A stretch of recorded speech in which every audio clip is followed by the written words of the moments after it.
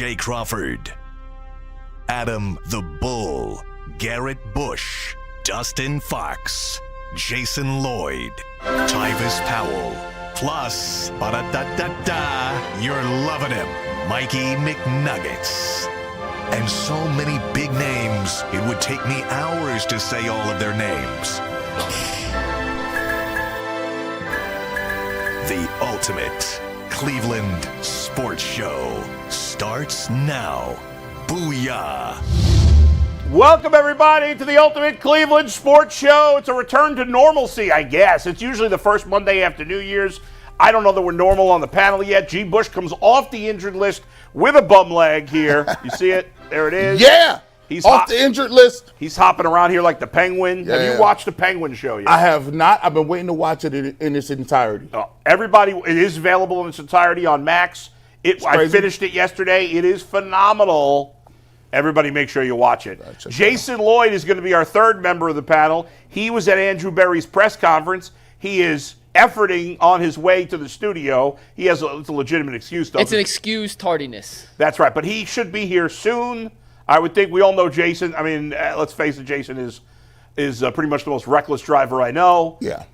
With me being a close second, but no, I'm not reckless. Jason's a lunatic on the roads, and the roads have gotten better since the early snow. So we got a lot to get to today. On today's show, we have later in the show, we'll get to the Cavaliers, who have won 10 straight by double digits and are 30-4 on this, 31-4, right, Mike? 31-4. 31-4, correct. 31-4 on the season. But first, the postscript on the Browns season. We'll get into Kevin Stefanski. We'll get into his press conference, him keeping his job. Andrew Berry's press conference, Andrew Berry keeping his job. Changes to the coaching staff and more. Plus, I'm going to pull it off. I'll attempt to pull off the greatest flip-flop in my 25 and change year career. I will be pulling that off, and it's concerning who? I'm not even going to say it yet. Oh, wow. I'm not. That's the only tease I'm giving you. This is interesting. This is going to shock people. It's going to piss off some people. It's going to make some people happy, but it's going to shock people. People are going to take shots. I don't know what they're going to do, but that's coming up sometime in the first.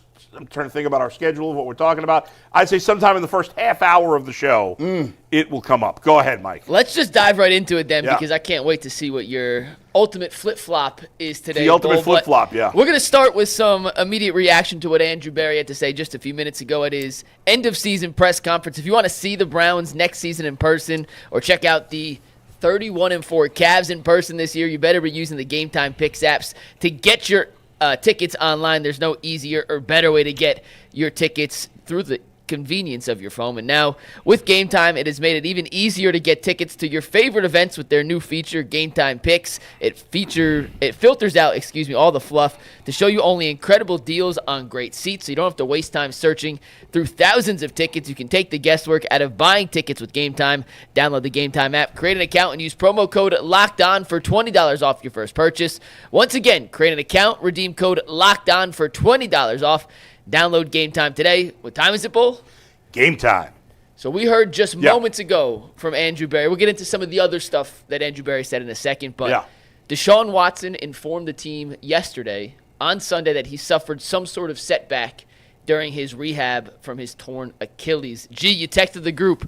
Convenient timing. What do you mean by that? Man, look, that convenient time. Man, listen, I feel so happy because, when we talk about all these things, and we start to throw these little storylines out there, people always tell us that we stirring the pot, that we just making this stuff up, and you guys are always trying to make it worse. But I thought it was very convenient at this moment that Deshaun Watson has a setback of some sort with his ankle. Now, I'm not going to say I've been stalking him on TikTok or anything, but who knows what that setback could be? Is it a small tear? Is it, does he have some things going wrong? Do they got to go back in and clean it up? What's happening with that? And one thing that I always thought was, when they talked about it, they have already kind of restructured his deal a little bit. And people talked about, and we went crazy about how that could mean that Deshaun Watson is back in the mix. Well, I thought it was kind of convenient where it's like, oh, well, there's a little setback and he's going to be out of the mix for a little bit of time, that time and being. And that's convenient while Myles Garrett is saying, hey, I need to figure out what y'all doing. We need to, like, it just postpones Deshaun Watson having to talk about him for a little bit more time. So now during the draft, they can go into the draft and say, oh, well, listen, everything's on the table. Deshaun Watson had a setback. We can't really count on that for the rest of the season. We don't know when he's going to come back. I just thought the timing of it at the end of the season where what is it, Black Friday or Black Monday when everybody gets fired, the news comes out that Deshaun Watson is not going to be in the mix for the Browns, kind of like we already suspected. But now this is just a little something to give people, hey, look, see, he's not even going to be in the mix like that, guys. Don't worry about it. Don't worry about it. Don't even worry about it. Kevin Stefanski and especially Andrew Berry, I thought were more honest in their press conferences in the last 24 hours or so than I've ever heard either of them, but especially Berry. And there's still some reading between the lines, obviously, because they're not going to spell every last thing out from you. But if you listen to the answers from Kevin Stefanski first, and then backed up by Andrew Berry saying that Deshaun Watson has had a setback, whether he actually has or not, who knows. I don't know. I'm certainly not a medical expert. Deshaun Watson's certainly younger and in much better shape than I am. But I tore my Achilles, and I'm a little confused what kind of setback you could have on that. I've torn mine too. Right. They repair it. It's not going to just tear again. That just doesn't happen. I'm pretty sure. So I don't know. Who knows? Maybe it led to another injury in the same leg. Right. I don't know what happened. But what I would say after hearing from both those guys, when it first came out last week, that they were going to restructure Deshaun Watson's contract. And as part of the tweets from Rappaport and those guys, it was put out there as if, hey, he's going to be in the mix for the next couple of years. Right. And I got pissed off. And I had said I was not going to tweet while I was away. And I heard, and I think you texted the group on that. I texted you about it. And so I got all pissed off about it. And I screamed and yelled about it. And people were like, oh, you just don't understand the cap. My being pissed off had nothing to do with the restructure itself. My pissed off was that Rappaport and those guys were making it seem as if Deshaun Watson is in the mix, and I found that unacceptable. I think you have to understand when you've lost and move on.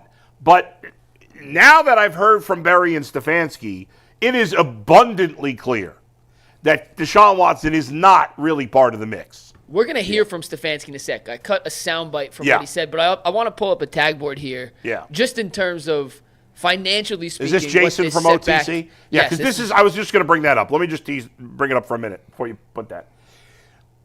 Another part of the reason I'm happier today about the Watson thing is exactly what this tweet says, because the combination of what we're going to show you in this tweet and what was said by Berry and Stefanski make it very clear that there are other motives here and that Watson will not be part of the mix next year. Here's Jason again from Over the Cap. The Browns have $44.3 million of Watson's 2025 salary insured for injury, so there is some major financial relief available if he cannot play due to the Achilles injury suffered this year. Can I get some clarity? Does that mean when you say financial, does that mean cap relief or their money out of pocket that they owe I him believe on it's a guarantee? both. I believe it's both. Yeah. Because Aaron Rodgers last year with the Jets, there was a similar stipulation, and ESPN did a whole article, and it's a long article. I'm talking like a 25-minute read, an entire novel, because there's not 100% clarity on a lot of these numbers, what is insured, what's not insured, how the relief works. But the Jets last year, according to that ESPN article, it did save the owner some money, G, but it also did give the Jets some extra cap flexibility. It's not all. You don't get all of it. No, that's what I'm saying. Right. But it's some sort of mix. But there is some deviation. It's more about the cap team flexibility. Getting some money back. And Deshaun will get his money no matter what. That's Deshaun right. It doesn't gets affect paid, his money. It doesn't affect his payday whatsoever. Doesn't affect his money. And again, now I don't know this for certain. I'm not on the inside with Berry, Stefanski, and Watson. But in my opinion, they have come together as a group, including Deshaun Watson, and said, listen, it didn't work. You're not going to play here anymore. If you have any hope in your career, eventually we're going to cut you. Maybe you're going to try to play somewhere else. We'll see. Let's all be nice to each other here. and you'll get your money. We'll get as much cap relief as we can, and that's that. And I And also G, real quick, because I want to ahead. let you start on this next thing, but we have some sound bites from Stefanski and the players to back up kind of what Bill's saying. Okay. So Yeah. if you want to hear, let's take a listen. This is Kevin Stefanski, and then we'll hear Jack Conklin next. It was 2 questions asked to Kevin Stefanski about the offense he wants to run next season and whether or not he's going to center his offense around any one player or if he's going to create a system and have players have to buy into that. Jack Conklin has asked a similar range of questions. There's 3 answers from Jack Conklin that we'll hear in a sec, but first Kevin Stefanski, second Jack Conklin, and as Bull said a little earlier, you got to read between the lines. They're not going to outright say anything, but these are 2 answers from Stefanski and 3 answers from Jack Conklin during yesterday's end-of-season recap. Not to get too far into specifics, Ashley, other than to say we will get back to a sound system that gives our team a chance. And again, I want to make it clear, this is not about one person or one particular part of the scheme. This is about all of us owning it and fixing it. Yeah, I think for us, Mary Kay, it goes back to running a sound system that we feel confident can set our team up for success, really. And that goes for every position. That was Kevin Stefanski. Now let's listen to Jack Conklin, who was asked about a similar range of questionings, a system, what he wants to do next year, and how that fits into the team's identity. I think it's just, creating our own identity, what this team needs. I think creating our own individual makes things tough for everybody else. I think you got to stick with what this team is built around. If we can do that, I think we can have a long success. Were there times in training camp where you're like, this is a little concerning? You try not to worry too much because, it was new. So there was definitely hiccups and stuff that we wanted to iron out that didn't get ironed out, unfortunately. But, I think everybody learned a lesson about what this team's built around and what we need to do moving forward. Hey, look at what we've done. I think I would say where we had our most success is, we're a wide zone team. We brought in guys that do that and have been very successful at doing that. And I hope that's where we go next. Mike, can we possibly put that video up, for the first Conklin video up real quick and pause it for a second? Yeah, Is Steve, that possible? call it back up and just tell us when to pause it, and Steve can Just pause immediately, put it on immediately, the first Conklin clip, and then pause it immediately. Okay, tell me that guy right there in the black shirt doesn't look like if Jason Lloyd and I had a kid together. Oh wow, that's that crazy. Guy. That By the is way, crazy. That guy. He does. He looks like Jason and I morphed into one person. He does have that Jason Lloyd. Why my hair look? And then he has the Adam the Bull hairline with the jaw. Oh, this gruffiness. That is crazy. No, not that guy. That is not him. crazy. That's Conklin. He's moving. There we go. That guy. That is in the bottom corner. Man, that is. Oh my goodness. Oh man, you put us together. There you go. All right, now in terms of what they said, G, what do you take from what they said there? Well, let's start here. Let's start here. First of all, I'm going to say this right now. You guys are lucky that you guys still have your jobs, right? And this is the only time I'm going to say this because I think in general, this does us no good. There's a lot of people that think they should have been fired. There's probably a good resume and a good cause for them to be fired. That's Andrew Berry and Kevin Stefanski. But guess what? They're here. I'm not going to waste my whole offseason talking about why they should have been fired or whatever the case they should be. A lot of people put that on record, and the owner made a decision, so I'm not going to waste my time. Now it's all about, all right, well, you guys need to own what you guys did. And from here on out moving forward, what I want is accountability, and I'm going to be extra just microscopic when I'm looking at what you say. Since they've been here, they've said that it was multiple assistant coaches have been fired. Multiple receivers have been jettisoned during the year. Multiple quarterbacks that they couldn't get along with. Because, by the way, y'all couldn't get along with Baker as well. So let's not act like that wasn't a thing as well. The Deshaun Watson thing didn't work. All the quarterbacks, the young ones you picked, the guys you tried in here, all of them look the same. So here's what we're going to say. Yes, good. I'm glad that you want to move back to what you're going to do. But you guys, you're going to own it. When you say, who do you want as offensive coordinator? I want Kevin Stefanski as offensive coordinator. You know why? Because I'm not about to do this punt this stuff off on another guy. We're not going to do that. You're going to own it. You're going to call these plays. You're going to say I'm the offensive coordinator, and it was your decisions. When you get to the front office and when he had these draft picks, you guys are going to own it. Stop telling me it's a collaboration. Because if it was a collaboration, you should have been fired like the other people were. It obviously wasn't. I want you to own what you're going to do. When you get in this draft, don't punt.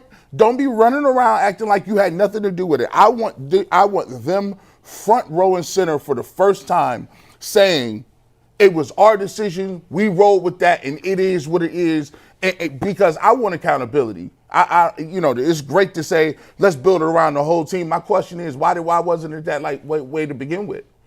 I got some thoughts on Kevin Stefanski and going forward in a little bit, but I want to get to Stefanski. I want to get back specifically to what he said, because those were fascinating comments about Deshaun Watson. I mean, he didn't say Deshaun Watson directly, and he made the point of, as he always does, of saying it's not just about one guy, blah, blah, blah. But he said something fascinating to me there that even has more to do with Deshaun Watson. He basically, in my opinion, again, I'm just speculating here, I don't know. I did get a bit of information last night. And this bit of information is part of the reason why I'm going to pull my flip-flop here in a few minutes. But as part of this information, I finally got some clarity on the involvement of Paul DePodesta in this situation with Kevin Stefanski. And when I heard Kevin Stefanski there talk about Deshaun Watson, that to me was him saying, this is my offense, I'm in charge. Now, to your point, G, that makes it his responsibility going forward, and I agree.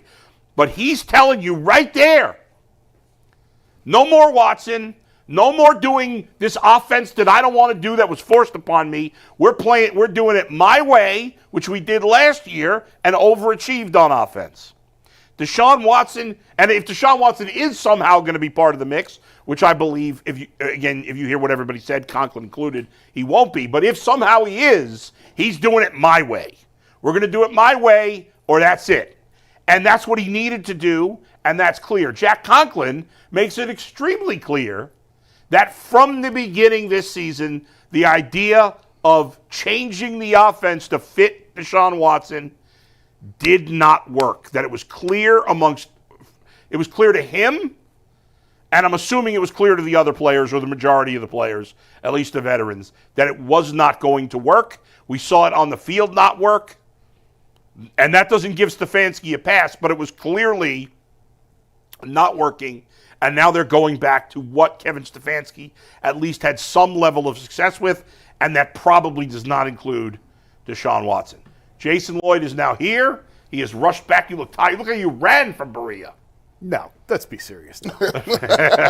Jason hiked 2,000 feet on vacation, was ready to die. He's certainly not running back from Berea. Yeah. And Jason, we'll get into that in a sec, but you're entering the show in the middle of a discussion on whether or not Deshaun can return to whatever kind of offense the Browns plan on running next year. We heard from Stefanski. Yeah. We heard from Jack Conklin, some of their comments over the weekend. Jason, do you believe that Deshaun Watson has a place in whatever offense the Browns want to run next season, or is that ship sailed? No, it's over. And the Browns are telling you it's over. Yes. They can't come out and say it's over, but it's over, guys. Like, Andrew came out today and said there's a setback and they don't know his status yet. Like, they're telling you. Yeah, bro. He may be on the roster for payroll reasons, which I don't know if I agree with or not, for cap reasons, but he's not going to play an important role on this team. They are going in another direction, whether it's signing a veteran, whether it's drafting a guy to both, whatever it is. Deshaun Watson's days as quarterback of the Browns are over. I wrote that when he fell to the ground with the Achilles tear. That was it. That was it. We said going into the year, this is year 3. You will know by the end of the year if this is going to work or not. Well, you got your answer. It's over. It was a disaster. The trade was a disaster. He's never going to work here. And what the final seal of the deal to me was, because Stefanski made it pretty clear. Once Conklin and Bitonio were kind of talking about it yesterday, that made it clear. Then Berry was talking about it earlier. Yeah. And then at the end, one of the last questions, Mary Kay kind of set him up as if, okay, I'm going to give you a little window. If he gets healthy, and if he do you still think he can play at a high level? He took the worm off the hook and threw it in the water. Yeah, that's right. He said, no, right now I'm worried about the injury. That was it. That was it. This was done. Like, when he was on, like, look, even Deshaun Watson knew it. When he was sitting on the ground and he was crying, he wasn't crying because like, oh, it hurt. I'm sure it was painful, but at that point in time, the clarity and the reality of the situation is, as players, we know it. When you tear something and you're injured multiple times, when I told my second ACL, I knew it was a wrap.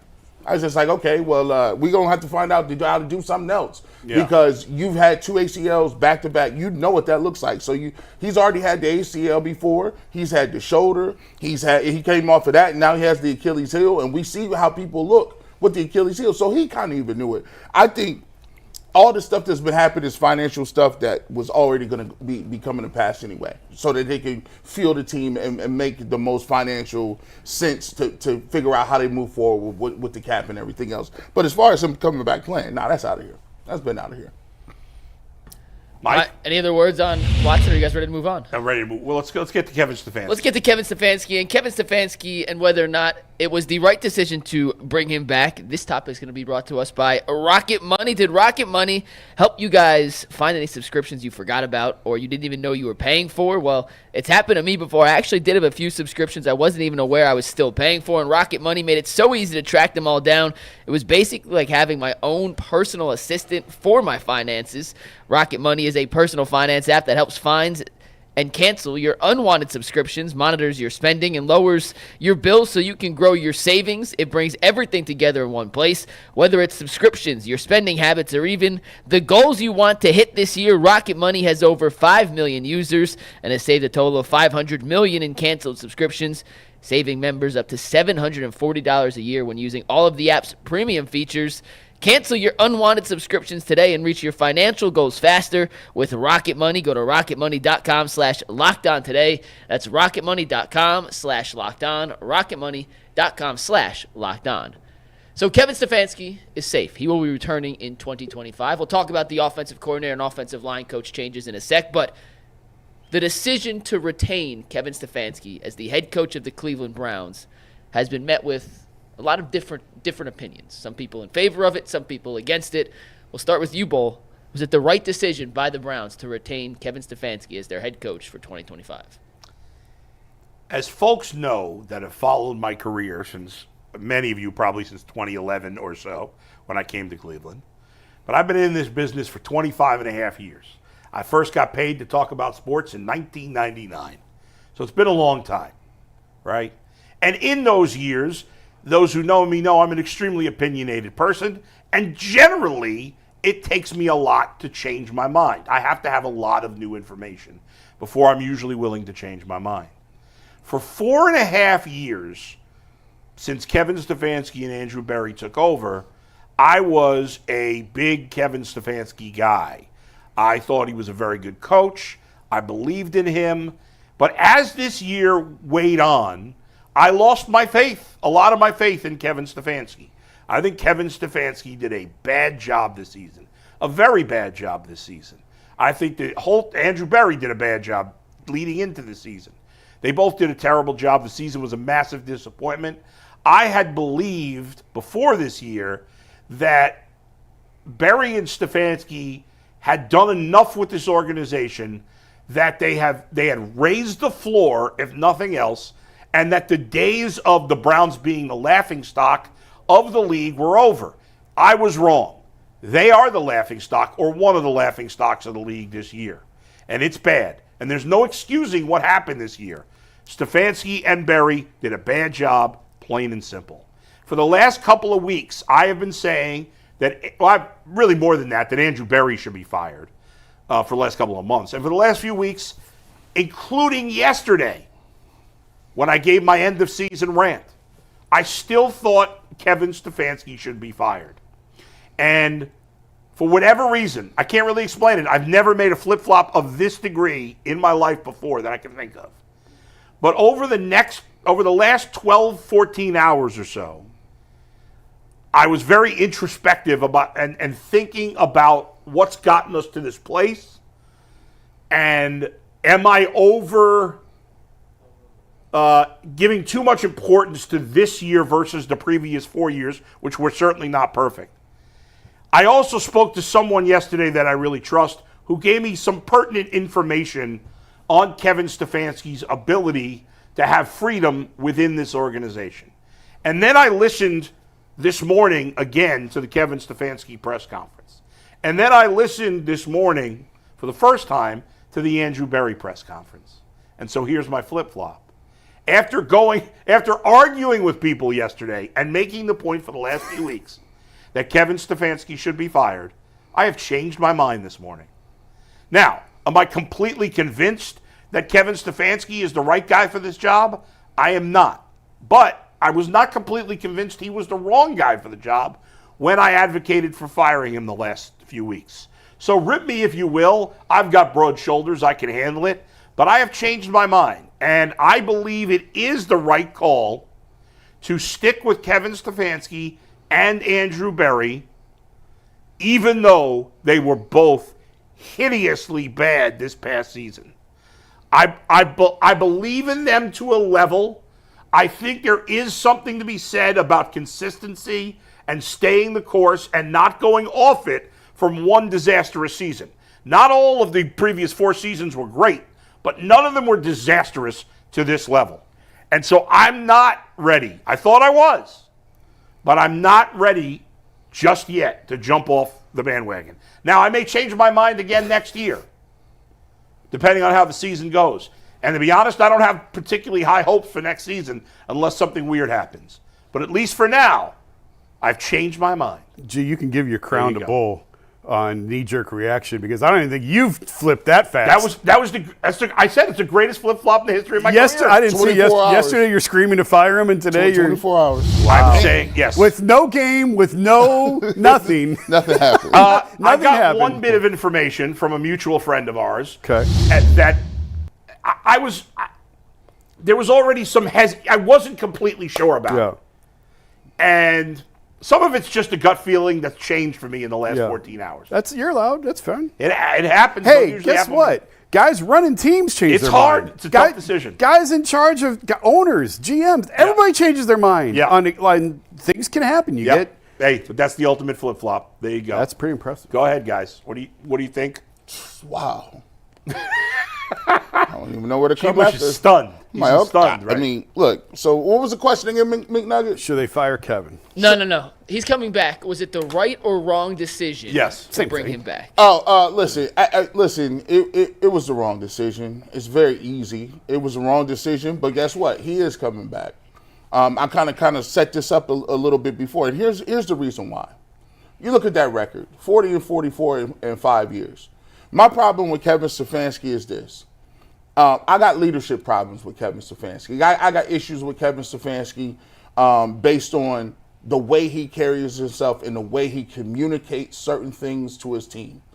I don't like the fact that DTR plays and he doesn't know he's gonna start.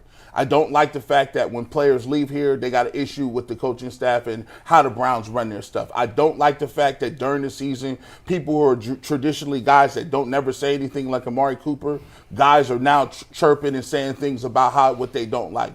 I don't like the fact that when things go bad, Kevin Stefanski is the only one still standing here while Alex Van Pelt is fired. Why Dorsey is fired, why all these other assistant coaches are going out of the building. My thing with Kevin Stefanski is this. I want you to stand on being, if you're going to be a leader of men, you got to stand up and say, I'm running this. At the end of the day, you gave up play calling to Dorsey. Why? You've been calling plays your whole life. Why? Alex Van Pelt, he saw the offense that you were running and was successful. My thing is, as a coach, sometimes you have to stand on principles. If you knew your principles weren't where the organization was, and you knew you couldn't control and had the level of control that you felt you should have had, you should have never signed an extension. You should have said, listen, I'm running it this way because this was successful. And if you guys don't believe in me enough to let me do my job, then I'm not going to sign up. Instead, you switch a bunch of stuff around. And all that happens is when you flip-flop like that, we can flip-flop. It's cool. But you can't flip-flop with guys in the locker room. Because that flip-flopping stands for guys like Myles Garrett saying, well, what are we doing here? You told me we were switching the offense for somebody, then that didn't work. Then Jameis Winston says, I came here to run your offense, but now all of a sudden Dorsey's calling the plays. This is a bunch of inconsistent stuff. As a leader of men, you have to be solid on that. And he hasn't been solid on it. Not to mention the penalties. This is not the first time the penalties have happened. They've been horrible since he's been here with penalties and pre-snap penalties. And then two, and my thing is the quarterback situation. Look, you haven't had one good relationship with a quarterback since you've been here. Who's your relationship with? You didn't build a relationship with Baker. That was toxic. The Deshaun Watson, we already seen how the Deshaun Watson thing works. Jameis Winston is confused. I thought you was calling him DTR. It's like, I didn't even know I was playing. Now we sitting here with a top 5, top 2 pick. And now you want to revert back to your offense. And I'm like, okay, well, we should have never left your offense if you had any conviction about it. But now we're at a pivotal spot where we might need to draft a quarterback. And you've shown me nothing that says you can coach a quarterback up, you can get the best out of the quarterback, because, by the way, the best out of Baker is not the best what he's doing right now. Let's be clear about that. I get it. Like, we've been here at a point where, guess what? We have not been consistent. We fired other people a lot, but like I tell McNuggets all the time, to be honest with you, Jimmy Haslam, he's a little skittish at this point, but every other person he fired had a cause to be fired. Because you know why? What other jobs have they gotten? Mike Pettin, Eric Mangini, Pat Shermer, Rod Chazinski, Hugh Jackson, all Todd Haley. He didn't fire Mangini, but the rest, you're right. But all of those guys, bums. He should have fired them. At the end of the day, they're going to get another opportunity, right? They're going to get a shot. And I'm not going to sit up here every single day, so you should have been fired, I'm not doing that. It's about moving forward and how you get better. But here's the thing. Under no circumstances, Kevin, do you come into the rest of the season, I don't want to hear you mention nobody else's name. When they say, what can you got better? You should be, I need to get better. Well, what we need to fix? We need to fix it. Him and Andrew Berry got to stand up and take them shots. Because it's too many times where if you're going to be the last man standing, you got to have the most skin in the game. And this year, you got it. Y'all starting the hot seat at 10. Hey, a lot of fair points by G. Bush. Go ahead. Yeah, I'm not even going to say it's the right or wrong move. Big picture, zooming out real quick, the way players defended Stefanski and kind of came up and vouched for him yesterday in their wrap of the season availabilities, and even Saturday after the game, Miles, Conklin, Batonio, Denzel all came out and said, I don't think Stefanski's the problem. When you compare that to other teams who have fired their coaches, like Chicago, after that Lions debacle, Tyreek Stevenson was asked about their cornerback. What went wrong? And he goes, I don't know, ask the coach. And they asked one of the receivers, I think it was Keenan Allen, what went wrong? He goes, I don't know, it's not on the players. And there's certain, like, changes in the locker room and things you hear from players, especially veteran leaders like that kind of point in the direction of there's no salvaging this. And I didn't get that indication from any of the Browns players that they were completely out on Stefanski, like some other teams have been out on coaches who eventually got fired. So I just wanted to add that into the conversation. Jason? To Mike's point, I don't put a lot of faith usually. I don't put a lot of stock in what players say on camera because they lie all the time. They say what they but I hear what Mike's saying. We have seen sort of a trend of guys subtly throwing coaches onto the bus. That hasn't happened here. In any private conversation I've had with any Browns player, offense or defense, I've never gotten the sense that they felt like Kevin was the problem.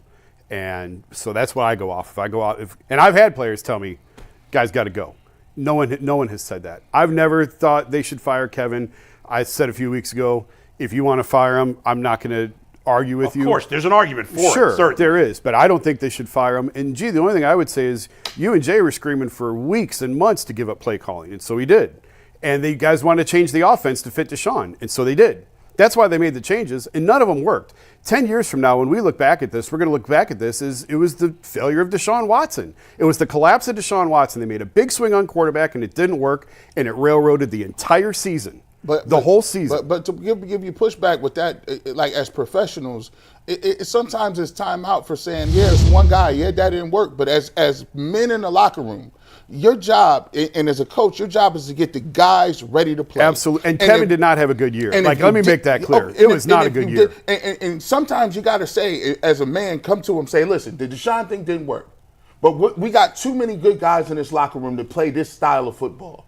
That's what I want to see. I don't want to limp to the finish line. My thing is 3 wins Gerard Mayo got fired in 1 year with a rookie quarterback. He had more wins than Kevin Stefanski did. He had 4 wins with a rookie quarterback, no talent. Now, I'm not saying that you fire people based on other things. All I'm just saying is, with this being said, I can't sit here and say this is the referendum on Deshaun Watson when every single person in that organization had a horrible year. They changed the entire offense to fit Deshaun.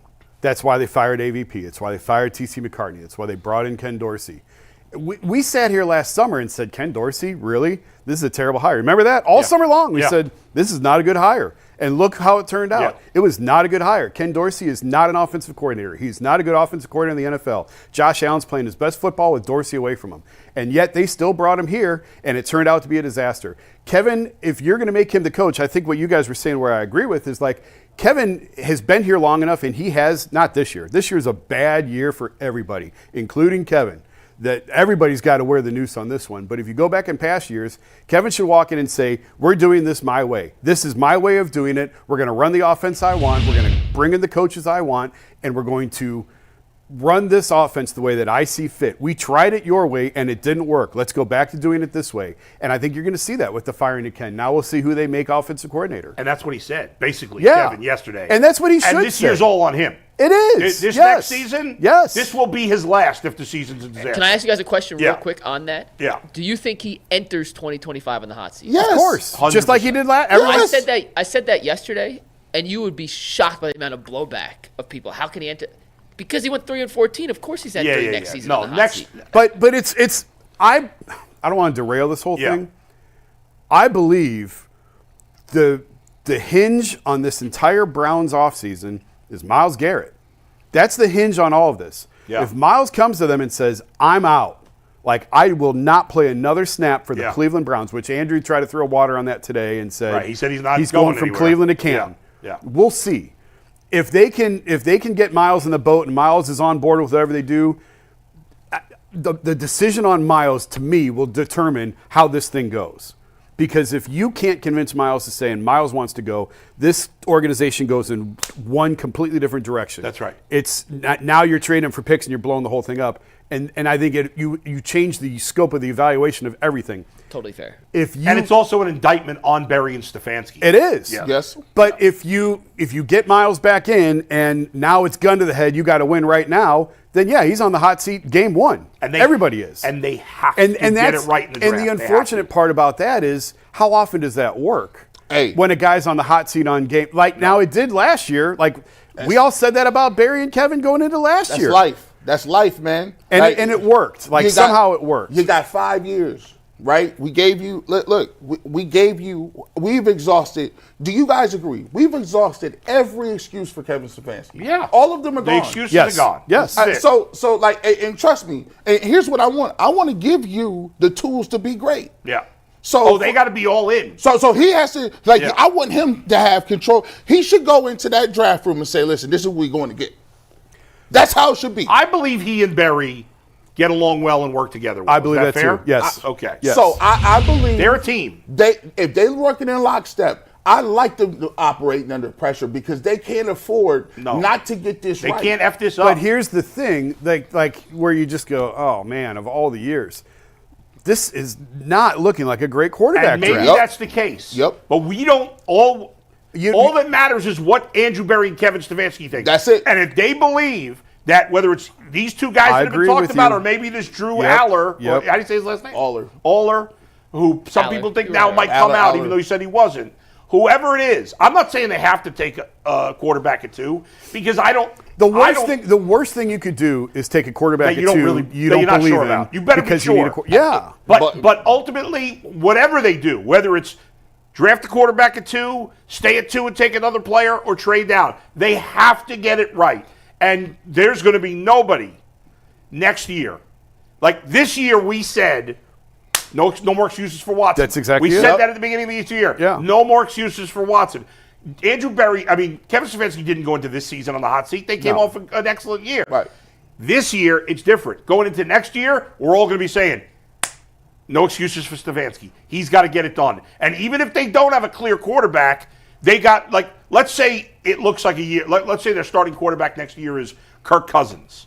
Okay, I'm not saying they got to win 12 games next year. They better be but competitive. they better be competitive and in the mix. They can't.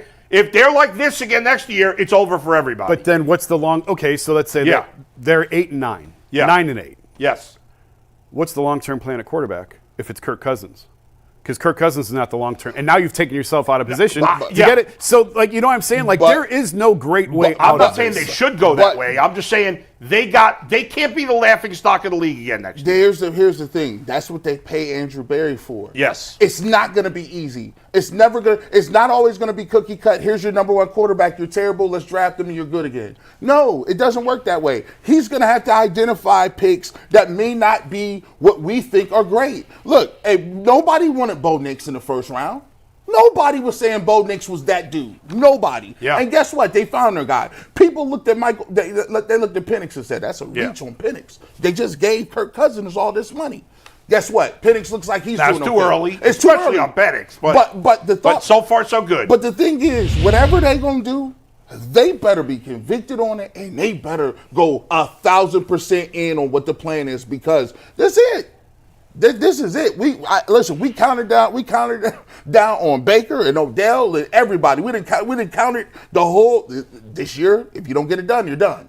And we've moved on from a lot of people, and rightfully so.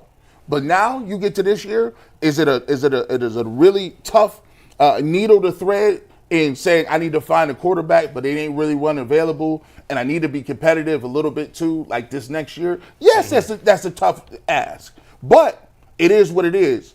That's just what the game is at general manager. And I'm going to keep saying this until somebody picks up the basketball and throws it in my face, because you guys are going to get sick of me saying it. Kevin and AB certainly care about next year. I'm not sure ownership does. They're looking at the dome. They are all in on the dome, and they are all in on having a competitive product on the field, 27, 28, somewhere in there, to generate interest and generate sales. Well, I don't think one works against against the other necessarily. I don't know that one aligns with the other either. I don't know that. I don't think like we are saying, and I agree with you guys. Next year's the year. I don't know that ownership looks at it. Maybe they do.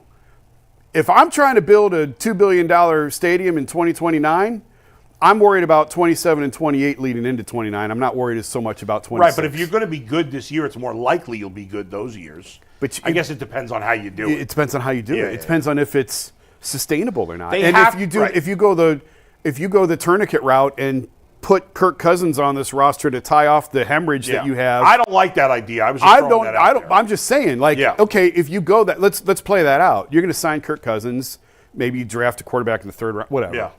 Okay, you win 8 or 9 games next year. All right, what's the plan after that? Yeah, no. The way because the Browns now you've taken yourself out of position to get one of the top guys. Yeah.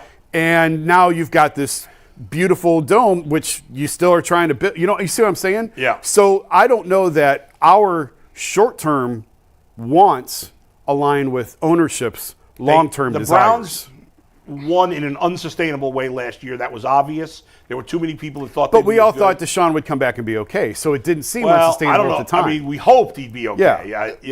Here's the thing. I know the hasms with their stadium or whatever, but listen, I'm gonna be honest with you, man. Consumer habits change. I got a team over that's 30-4, 31-4, rocking and rolling, good young team. Dudes do what they supposed to. They look like it'll be have a championship window. I'm not trying to pay attention to y'all. Y'all can do the dome stuff all you want, but don't get it twisted. People will tune you out.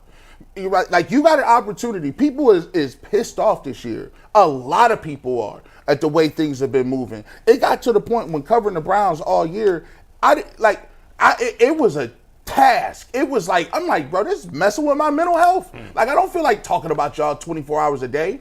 And so, yes, you want the dome, and that's your focus, but I'm telling y'all something right now, man. You can't keep putting that stuff on the field and fleecing these folks and seeing 3-4 wins, and then you sitting up there talking about we running it back. No. I would say this, though, G. People's habits don't change quickly. They will slowly over time. But fans are pissed. That's not the worst thing. The worst thing for a team is when fans don't care. Right. And we're not there. We ain't there yet. Fans are pissed. It's not that they don't care. I can tell you from an apathy standpoint, just from viewer standship on UCSS, our post-game reaction shows were lower than they've been since we started. Our rumors, firings, rumblings, draft stuff, we've got some of the best numbers we've ever Yeah, had. exactly. So people are still very much invested. Because the games didn't matter at the end of the Exactly. season. We're going to do some Cavs at the end of the show. We're going to talk a ton about the Cavs-Thunder game tomorrow Woo, and that's Wednesday. gonna be a hell of a game. Ultimate Cavaliers show at some point this week, either previewing the game or By the way, reacting to the game. I feel like, Mike, that every Shoot. time we've been ready, the Cavs been ready to play a big game, a star on the other team always ends up not playing. I hope this finally doesn't happen against All Oklahoma the City. Thunder players played on Sunday when they beat the Celtics. I hope no one's so. on the injury report, so keep our fingers All crossed. right. Jason, you were at the Andrew Berry press conference, though. He mentioned a few other things. He was asked about Nick Chubb's future. You asked him about the hiring of Ken Dorsey. He also spoke on a number of other things. So real quick, what was your big takeaway outside of the Deshaun setback stuff from being at Andrew Berry's end-of-season presser today? I was a little surprised that he said the Ken hiring was on Kevin. I thought that they would say all decisions they make are collaborative. Yeah. But then if you say that, then it makes it sound like the coach doesn't have power over his own staff. So he said it was Kevin's call to hire Ken. I loved how much he tried to dance around all of the Deshaun questions. That was just fascinating. And beyond that, I don't know. There was nothing really overwhelming, I thought. There was no great big takeaway from it. I thought he tried to be as honest as he could in the moment. There's More than in the past, I felt. Yeah, there's not a lot you can say when you're 3-14. There's not, you have to sit there and wear it. You have to own it. And I thought, I was traveling yesterday, so I wasn't at Kevin, but I saw highlights of it, and I thought both of them, when you talk about taking accountability, I thought that they did. Like, what else do you want them to say? You want them to set themselves on fire and throw them, you know what I mean? Like, they did everything that they could. They said, yeah, this is a disaster. This wasn't good enough, and we have to be better. And now ownership has decided that they're going to get that opportunity to fix the mistakes, and we'll see what they do. But I didn't think that there was any great big headline other than the Deshaun setback. I thought the comments. I mean, I don't know. Not everybody finds this interesting, and kind of like G doesn't want to have the conversation about every day you don't want to have a conversation. Oh, they should have fired Stefanski. We got to move on. I think a lot of people feel the same way about the Baker conversation because what's the point at this point? But I did think it was interesting because his answer about Baker is kind of what I've been saying the whole time. Listen, we can't deny Baker's had. There's some people on Twitter trying to make excuses for why Baker's having a good season. Baker's having a fantastic having a great year. season. He's having a great year. He's having a fantastic year. He's been a top 10 quarterback this year. You could, not quite top 5, but he's been a top 10 quarterback this year. He's having a tremendous season. And yesterday, if you watched that game, he and they were playing lousy for 2.5 quarters, and it looked like they were going to blow their chances of getting in the playoffs. And then he had 2 drives at the end of the game where he was fantastic. And that was always his biggest problem. It was the first. In fact, yesterday was situations. the first game Baker Mayfield's ever won when they were losing. When he was losing by 10 or more points. So listen, the guy deserves a ton of credit. He has been fantastic for them. He's their starting quarterback. We can't crap on him. It's unfair. That being said, what Andrew Berry said, he was pretty honest about it. He goes, "Hey, listen. Sometimes it's a situation." You learn, you grow as a person, he you did grow mention, as a player. He mentioned personal growth for Baker suddenly. Exactly. And that's what we've been Baker saying. wasn't the same guy here. No, he had it's revision. I don't even want to go through it again. It's revisionist history to say it was a stupid trade at the time. There was not a organization in football that thought Baker Mayfield was a better quarterback than Deshaun Watson at the time. And it turned into a disaster.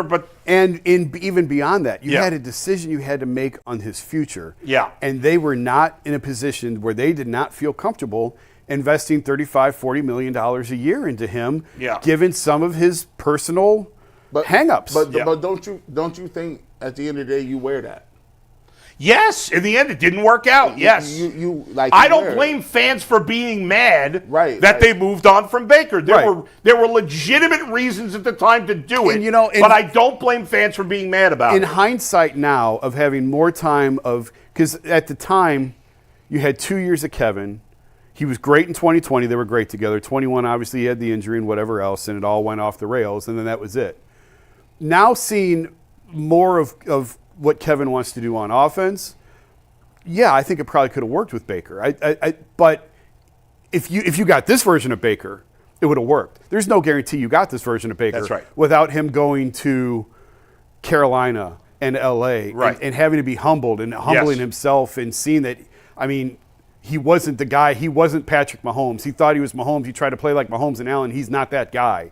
And going through the failures, I think, helped him grow as a person to where now, this version of Baker could succeed here. And I also wonder how that shapes and scopes what they look for in their next quarterback going forward with Kevin. That, like, you don't need necessarily Mahomes and Allen to run this system. I'll keep saying it. And yes, Brock Purdy did not have a good year this year. If you put a Brock Purdy type in this system, you're going to have success in this offense because Kevin is trying to run San Francisco's offense. They just keep giving him quarterbacks who throw it to the other team. And then who's Deshaun, who won't throw it down the field at all. So this is why Earl brought this point up, and I'll steal it from him. We've been told over and over and over again that in this draft there are no quarterbacks. If Kevin Stefanski comes to you and says, I like Cam Ward or I like Shedeur Sanders. Well, that's one of them probably won't be available. But if he likes him, you draft him. And he said, I'm going to draft him. Yeah. Would you draft him? Yeah, 100%. You have to. Yeah. You have 100%. to. You have 100%. to. Yeah. You have to. If you're going to keep Andrew Berry and Kevin Stefanski in these positions, then you have to empower them and you have to trust their decision-making process. Right. And that being said, if they don't think any of these quarterbacks are that good, then you can't draft them. We'll never know the truth. And this is the great thing about the people sitting at top. If they don't draft them and those people turn out to be superstars or great, they're going to be held accountable for that. Right. That's right. It's just what it is. Like, so I look at it like this. The fans have a right to, they're not general managers. Fans have a right to question you when they see a guy you drafted #1 overall go to another city and ball out. Yeah. They're going to question you. You're going to own that. So, look, if it was me, I wouldn't tell him, I wouldn't say nothing about maturing and maybe Baker was a different guy. I just straight up and say, you know what? When you make decisions, sometimes they work out for you for the good or the better. It worked out for Baker. He's doing tremendous there. He was a good quarterback there. He's elevated his game in Tampa Bay, and keep it pushing. Like, to me, you own those decisions. You guys are the ones who are making the decisions on who to move. And I'll be interested to see how this plays into the way they think about quarterbacks, because for me, I don't know what they value in quarterbacks. Like, I don't know what their philosophy is, because frankly, they haven't been very successful with the quarterbacks here. So I want to know what they're looking for, how do they want to go about it, and Kevin Stefanski to say, like, listen, just be transparent and say, listen, I want a guy that does A, B, and C, that can get the ball down the field, don't make mistakes, don't turn the ball over. I'll be refreshing just to hear that, because I don't know what he's looking for. I just thought of this. This isn't a perfect comp, but in my mind, this makes sense. When we talk about Baker, we talk about Baker's growth. We talk about he's not the same guy in Tampa that he was in Cleveland. This just occurred to me. I'll go back to when LeBron left Cleveland, right, and he goes to Miami. And when LeBron came back to Cleveland, he was not the same guy. He needed that time in Miami to grow as a person, to see how the Heat culture, and Pat Riley did wonders for LeBron's career in terms of leadership and winning and all that stuff. Yeah. And when he came back, he was a child when he left Cleveland, and he was a man when he came back from Miami. And it sort of feels like Baker was a child when he left Cleveland, and he had some growing up to do. And certainly, I'm not saying the Carolina and the LA culture is what did it. I'm saying for him, it was internal of humbling himself and being embarrassed and learning that he wasn't what he thought he was, and he had to take better to coaching and all that. And would LeBron have ever gotten to the status had he never left Cleveland? I don't know. We'll never know. Would Baker have ever gotten to this point without ever leaving Cleveland? And you know what I want? He might have, but he might have. We don't know. You never know. What I really want, and this is a thing where for Stefanski, maybe he can say, "Well, I'm not the same head coach as when Baker was here." Maybe this 3 and 14. That's true. That's true. He's not. This 3 and 14 humbles him. Maybe it shows him some of the errors that he had in training camp or the way he talked to people. And maybe this time around, when he does get an opportunity to quarterback, he can say, "Look, things was I wasn't," because we forget Kevin Stefanski is how old? He's not an old guy. I don't know. Late 30s. He's late 30s. That's one of the youngest. Maybe 40. Yeah, he's one of the youngest coaches ever. He's been here 5 years. Yeah. So he might be 40s now. So now there's an opportunity where he can show some growth in figuring out, okay, where did it go wrong last time? How do I rectify this and make a difference this time? I think it's interesting that the Browns have had what seems like one of the softest training camps and preseasons. They don't play guys. They're very, I think, overly cautious. And yet they've had more injuries the last 2 years, it seems, than any other team. Man, so that's not working. Their strength. I loved, people were criticizing Dan Campbell in week 17 for playing his guys because technically that game didn't matter. Not last night's game, but the week before. And I was like, that's how he plays. And maybe it's going to hurt him. Maybe his craziness is going to hurt him in the playoffs. I don't know, but the players love that. Like, players want to play. They're not worried about getting hurt. They're not thinking about getting hurt. The Browns, this is one of those off-season situations where McNuggets takes a deep dive into, like, injuries versus other teams' injuries, but it just seems like we're injured a lot. I mean, in a whole lot. And our guys look like it take a little bit longer to kind of come back or the injuries linger. I don't know what their strength and conditioning program is, and I don't know what the numbers look like compared to the rest of the league, but I'd be interested to see where the Browns' injuries are compared to. I got you before yesterday, so this is through week 17. G. I actually have the number for you. Oh, dang. According to sportsinfosolutions.com, so I'm taking this off that. The Browns, where do you think they ranked in terms of total games missed by play? This is the guys only that went to IR, so the guys that went to IR not week to week. I've middle of the pack. Third most. Third most. The Lions by far the most, and their defense amazing. Completely decimated. Yeah. And in terms of total points per game on offense and total points per game on defense, the Lions on defense literally triple every other team in NFL. I think they lost 9 guys at some point that had to go on the IR. The Browns second in total points per game on offense and defense in terms of games missed by players on IR. So they're near the top. Yeah. Certainly near the top. And if you look at the other guys near the top, Lions, Browns, Cowboys, Giants, 49ers, Titans, Raiders were the top 6. Mike, one other thing I want to hit on from Andrew Berry before we move on to the next topic. Jason, you referenced earlier what he said about Myles Garrett, Cleveland to Canton. Yeah. He also, in that same answer, talked about, hey, we don't anticipate trading from our core pieces. So, at least what he's saying now is they're not planning on blowing it up. And I didn't think we thought they would necessarily do that unless Myles Garrett forces his way out of here. But 2 other things in a similar vein in terms of the roster that I just wanted to hit on quickly. One, JOK. There seems to be a lot of question marks about his long-term status because he's been out half this year, and both Stefanski and Berry were like, we hope he's going to play next year. That's pretty concerning. It's scary. Yeah, obviously, when it first happened, I was led to believe that it wasn't as traumatic as clearly it has turned out to be. Right, yeah. That was just from talking to a couple of players in the locker room who felt like the initial, like that day of, it was going to be okay. And obviously it's much more serious than that. So we'll see. They've been pretty tight on the information with him in terms of where he's at and his status. That's obviously that's a huge loss if they lose him for next year. Yeah. I don't know. It's necessarily a blow it up. I think, again, Myles to me is the hinge point of the entire offseason. Absolutely, yeah. That is number one with a red circle around it of what happens there. And beyond that, does Joel Bitonio walk away on his own? That's another gate. Now, is Joel the player that he was 5-6 years ago? No, but he's still a very, very good left guard, and he's a tremendous leader in that locker room. He said he thought he was playing his best football at the end of the year. I disagree with that. Yeah.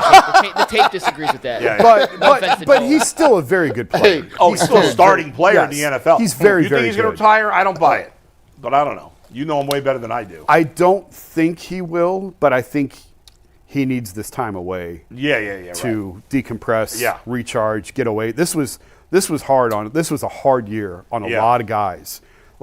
Because again, we joked about it, but it wasn't a joke in October. Their season ended before the Guardians season. Yeah. And they still had 2 more months that they had to show up every day and work. This was a lot of these guys need to get out of that building and they need to go lay on a beach somewhere and just get away and flush this. And final thing from Berry, his comments about Nick Chubb. There was a lot of respect shown to Nick Chubb, but his answer did not make me think that he's definitely going to be back.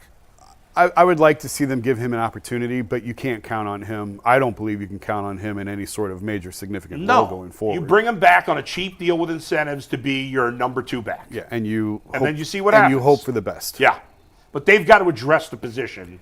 In the draft. I don't think you can count on DeWand at left tackle. No, absolutely. I don't think you. I mean, these are major spots that are difficult to fill. Yeah. Like left tackle and quarterback. Okay, well, you can fill one of those at number 2. You can't fill both of them. Nope. And even if you wait till the second round, even at the top of the second round, it's a lot harder to fill those 2 spots. So it's not necessarily that you're going to blow the whole thing up and you're going to trade all your veteran players. It's just that the holes that they have are really significant holes, and I don't know that you can address them all appropriately in one offseason. No. Well, one hole you can fill and address is the offensive line coach. Terrible job last year, guys. We're going to get to that right now. We're going to pivot over to the firings of Dorsey and Andy Dickerson after a quick word from Game Time. You guys know I love going to live events, whether it's a sporting event, a concert, a show, a comedy, a live stand-up, all of them. Can't miss. Some of my favorite memories in 2024 were attending live events last year. The energy and excitement are unforgettable, and now Game Time has made it even easier to get your tickets to your favorite events with their newest feature, Game Time Picks. Game Time Picks filters out all the fluff to show you only incredible deals on great seats, so you don't have to waste time searching through thousands of tickets. I've used it to go to Cavs games. I always use Game Time to get tickets to Shane Gillis's upcoming show in April at Rocket Mortgage Fieldhouse. You can take the guesswork out of buying tickets with Game Time. Download the Game Time app, create an account, use promo code LOCKEDON for $20 off your first purchase. Once again, create an account, redeem code LOCKEDON for $20 off. Download Game Time today. What time is it? It's Game Time. We'll get into some potential replacements and candidates that could refill the positions that are now open on the Browns staff. But let's start with just the news of moving on from Ken Dorsey and Andy Dickerson. They were both fired at 8 a.m., or at least the news came out at 8 a.m. on Sunday morning before the games had kicked off. G. Bush, we'll start with you on this one. Seems like the pretty obvious and right move to move on from these guys. So I want to ask the question this way, and you can talk about the offensive line coach in the realm of this, but is Ken Dorsey being scapegoated for some of the Browns' failures this year? Yeah, slightly. I mean, but he didn't do nothing good either. When he had it, once again, he had his opportunity to show what he was going to do, and once he got play calling, even if somebody trying to set you up and be like, listen, yeah, you're going to take the fall for this, you can always perform. You can always have great game plans, but Ken Dorsey was dropping back, throwing the ball 97,000 times with quarterbacks that's going to turn the ball over. So, no, Ken Dorsey didn't show up when he got the opportunity. But is he being slightly scapegoated? Sure. Because if I was Ken Dorsey, I would have been like this. At the end of the year, we got to see what we got in DTR. The hell we do. I'm going with Jameis Winston. This gives me the best chance to keep my job. And then I'm definitely not playing Bailey Zappi. So, like, at the end of the year, the mandate was we're going to lose games. Was it not? We all knew it. The mandate at the end of the year. The team wasn't trying to lose games. I don't believe that. I mean, at what point was, like, the season done and they were like, you know what? We might want a top 3 pick. I think that the decision to start DTR or Bailey Zappi over Jameis Winston was we don't care, that winning's not a priority, and we want to see what these guys have.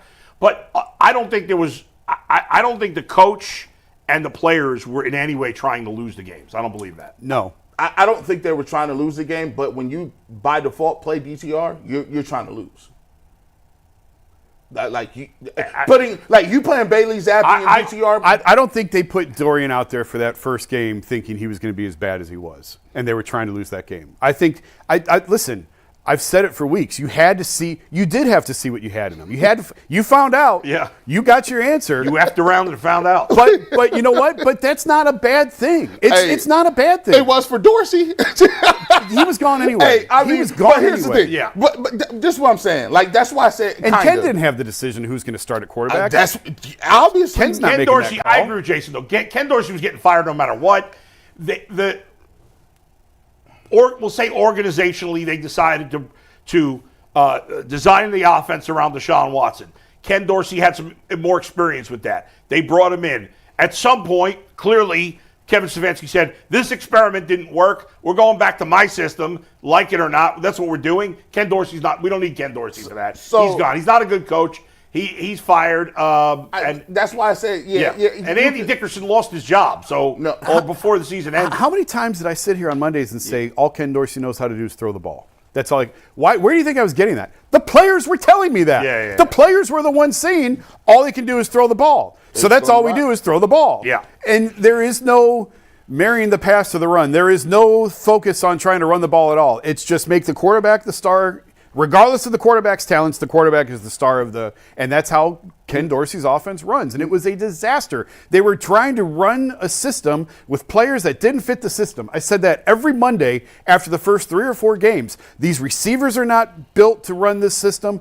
The line is not meant to play this way. And that's what you got out of it. I will say this. King got his opportunity and, didn't work out for him, dog. I wish you the best of luck in your endeavors at a Division II college. But this offensive line coach, your boy told you about this preseason.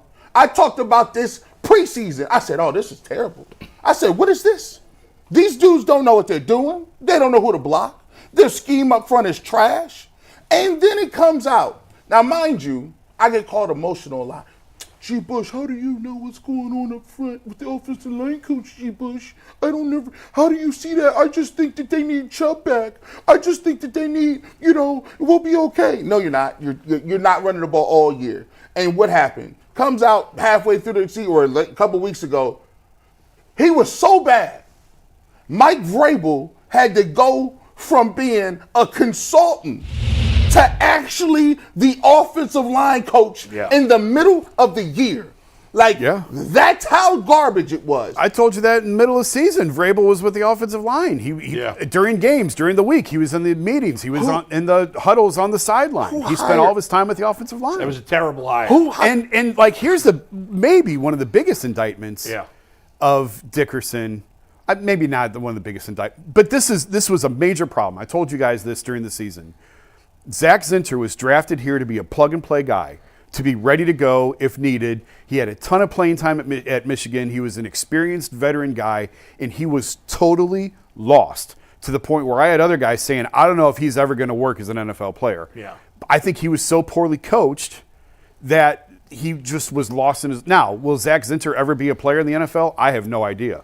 Yeah. But I think he could really benefit from a coaching change because – he was a disaster, and he should not have been. From where they picked him and from what was expected of him and from coming from a program like Michigan, a lot more was expected of him than what he delivered. So we'll see now what they can get out of him. Who knows? He may still suck. But DeJuan Jones also said the same things about Vrabel. Like, hey, I want him traveling with me. I feel like I was playing my best football when Vrabel started taking a little extra DeJuan Jones got to be able to stay on the field. But that's an indictment. They need a veteran offensive line coach. You lose Bill Callahan, I get that. But for you to hire this guy and make a college guy your run game coordinator, that was is a travesty. Like, there's times when you're watching the All-22, they don't know who to block. They don't. They just there's no rules. I don't know. I talked to Sean King. I said, Sean, he's like, I don't know what the protection scheme is. Guys are just coming free. Like, and so they have to make better decisions on a smaller level as well. Guys got fired. I need to have a home run at offensive line coach. There should be a new run game coordinator, and there should also be, for this offensive coordinator coming back, I don't know if you got to bring Van Pelt back, but that has to be a home run. That can't be just some throwaway position. No, I agree.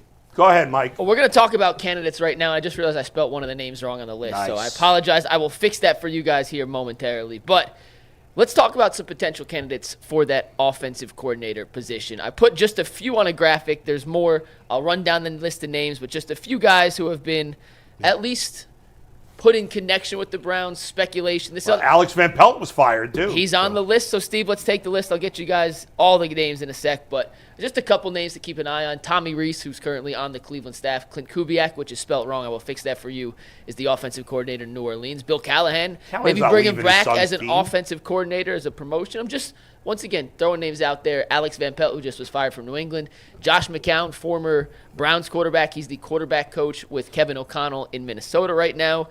You also have Doug Peterson, who was just fired in Jacksonville, Thad Lewis is the Buccaneers quarterback coach, is also on the infamous Browns jersey. Hank Fraley is the Lions offensive line coach. He played for the Browns from 2006 to 2009. And Dave Ragone, who's the Rams quarterback coach and was previously the Falcons offensive coordinator. And then St. Ignatius, bro. Shout out to Dave Ragone. Is he a St. Ignatius guy? Didn't know that. He used to be quarterback. So those are just some names that have been at least thrown into the hat for potential candidates. I'm curious from you guys. Do any of them stick out? And if not necessarily a name, what qualities do you specifically think whoever the Browns hire to fill the position needs to have, non-negotiable in terms of qualities? I love the idea of Josh McCown as the offensive coordinator. I know he doesn't have any experience. I get that. I think Kevin Stefanski is going to call the plays. But having Josh McCown work with a young quarterback, after all his years in the league, he's been a great backup, a great teammate. He's obviously done a great job. And I don't know how much of a factor he is with the Minnesota success, but that team has had a great season. Remember, he thought they would suck. And he's working with a quarterback. He's the quarterback coach for a quarterback that's had the biggest turnaround we've seen in forever in Sam Darnold after years of sucking. So I know it's maybe unconventional, but because he just played and he hasn't been a coach very long and he hasn't been an OC. I mean, the Texans tried hiring him as a head coach a few years ago. Yeah, I like the idea of hiring McCown as the OC and the veteran offensive line coach, a guy who's been, who's done it for many years. And real quick on McCown, so he is the Vikings quarterbacks coach this year. He was the Panthers quarterback coach last year. And to Jason's point, he was interviewed by the Texans for a head coaching position entering the 2023 season. Listen, I like Doug Peterson. I like that. You know why? I know for a fact Doug Peterson won a Super Bowl. I know for a fact that he done coached and got the best out of some quarterbacks. Old boy for the Eagles won a championship under him. What's his name? Foles. Nick Foles. I like Doug Peterson in Jacksonville. He has head coaching pedigree. I need somebody in that role where you can bounce something off of him. You look at what Bill Callahan. Bill Callahan was a head coach in the league. Bill Callahan was a head coach in college, and he can lean on him to basically be like, go handle that. Yeah. I like Doug Peterson because he has that CEO mentality. It gives you an opportunity to bounce some stuff off. He's been a play caller in this league as well. And I think the collaboration could work, especially if they got a younger quarterback. I didn't even consider Bill Callahan because I assume he's not going to leave his son. Excuse me, Doug Peterson. Well, I put Callahan on it in case they were to offer the OC position, which is not what he is in Tennessee, just as a name. Right, but I don't know. I just don't think he would do it. I would bring somebody back, but it wouldn't be Bill Callahan. You'd bring AVP back? I think both sides have to swallow some pride. He ain't pissed off? I've just said both sides have to swallow some pride. Like, but they shouldn't have moved on from him. It was a mistake to move on from him. We said that at the time. It wound up to be accurate. They should not have moved on from him. I think Kevin would have to swallow some pride and admit that he made a mistake. I think AVP would have to swallow some ego, but I think it would work for both sides. That would be my number one. I'd call, and I don't know that he's officially been fired yet. Yeah, I think you're right. I think it was reported that he was. But I think depending on, if Mike Vrabel gets that job, maybe he wants to keep AVP. Right. Maybe he wants to take Tommy Rees with him, and that's where the number two on this. I don't know how they feel about Tommy Rees, but there's a lot of people around the league and around college football who love Tommy Rees. If you want to keep him, you have to promote him to OC or he will not be on the staff next year. I believe that. I like what he did in Alabama. So this is really, Kevin has to decide. I think one good thing that came out of this year, and there wasn't much, one good thing was Kevin now knows what it's like to be on the sideline and not call plays. So now he has to decide. Is there a play caller out there that he likes and is comfortable with and that he trusts that he could bring in to be the OC and continue to not call the plays, or will he take back play calling? I have no inside knowledge on this. I believe he will take back play calling. What's the percentage? 60, 65? Because I don't know. I'm just guessing. I'm just guessing that he's going to look at this and sort of say, because I've had coaches tell me this in all different sports. If I'm going down, I'm going down doing it my way. We're going to do it my way. And so for that reason, that's why I say, this is just me talking. I think he will take play calling back and think we're going to do this how I want to do this now. Yes. And so I've talked to people in that locker room who felt like, hey, Tommy Rees, is he ready? And the feedback I got was I wouldn't want him as a play caller necessarily, But as the OC, who's like in charge of the installation during the week, I think he's ready for that. And you saw his name come up in relation with the North Carolina head coaching job before Belichick took it. You've seen his name as an OC. You're going to continue to see it. If they don't promote him, I believe he will leave and he'll get a job as an OC somewhere in the NFL. So if they really like him, they're going to have to promote him. Those would be my two. I'd either swallow pride and bring Alex back, or promote Tommy Rees to offensive coordinator. And if those two don't work out, I like Bull's option of Josh McCown. I really like that. And the Haslams have a deep affinity for Josh McCown. I wonder if they could get. I know he's a quarterback coach, so it would be a lateral move. But I would love to, at the very least, try to get him as the quarterback coach here. The Browns haven't had a quarterback coach. You won't. You have to promote him. You'd have to give him. Is there a title they can give him? Assistant head coach, offensive coordinator, and quarterback coach. Right. Yeah, I think Bull's saying trying to keep Rees and McCown. Well, not necessarily Rees, but if they hired, let's say they hired AVP or Rees, I'd still love to be able to find a way to bring McCown in also. See, I think McCown has had enough time now as a quarterback. He's going to get an offensive coordinator job. He's respected enough around. He's You're sort of in that. Right, yeah. He's in that Tommy Rees category. He's going to be an OC somewhere now, and maybe he'll even have the opportunity to call plays. I don't know. Yeah, I think it'd true. be a little surprising, but you never know. Yeah. If somebody wants him bad enough, they would say, "You can come here, and we'll give you play calling." McNuggets, Lima said something, and it stuck with me for about a couple of days now because you mentioned it. He said, we all know that, the Stefanski offense, we know what it can get us, right? We understand that, it can get us 8-9 wins. It's going to get the most out of the quarterback or whatever the case may be. But Lyman mentioned something, and he said, that's cool, but are we kind of throwing out there or forgetting the idea that maybe that offense needed to be upgraded when it was upgraded? Think about it. Flacco. It was what it was, and when we played the Texans, it didn't look as good as we thought it would be. We saw people sitting on routes and doing certain things. If we go back to that, you might be able to upgrade from what it is now.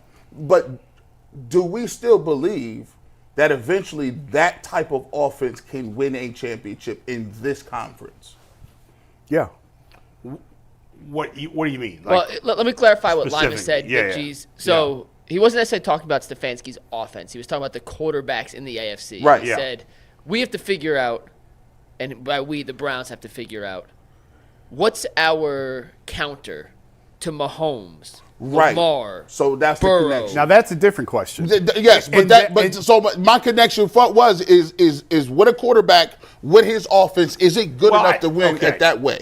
But that actually goes all the way back to what I said about, okay, you go get Kirk Cousins, you're 8-9, 9-8. Now what's your plan after that? Yeah, you can't win that way. I get what you're saying about Brock Purdy, and we'll see how good Brock Purdy is. He had a very good year last year. The year before this year was disappointing. They had a terrible season. They had a ton of injuries. Overall, the team. The Browns have had, outside of 2020, when Baker played well, the Browns have had essentially terrible quarterback play for the most part since Kevin Stefanski's been here. At best, it's been below average at times. Maybe Joe Flacco was average, and some of the stats obviously were great. Same with Winston, but it was too many turnovers by both of them. So the Browns, you can't win with a tier 4 quarterback. You can't win with a tier 5 quarterback. Correct.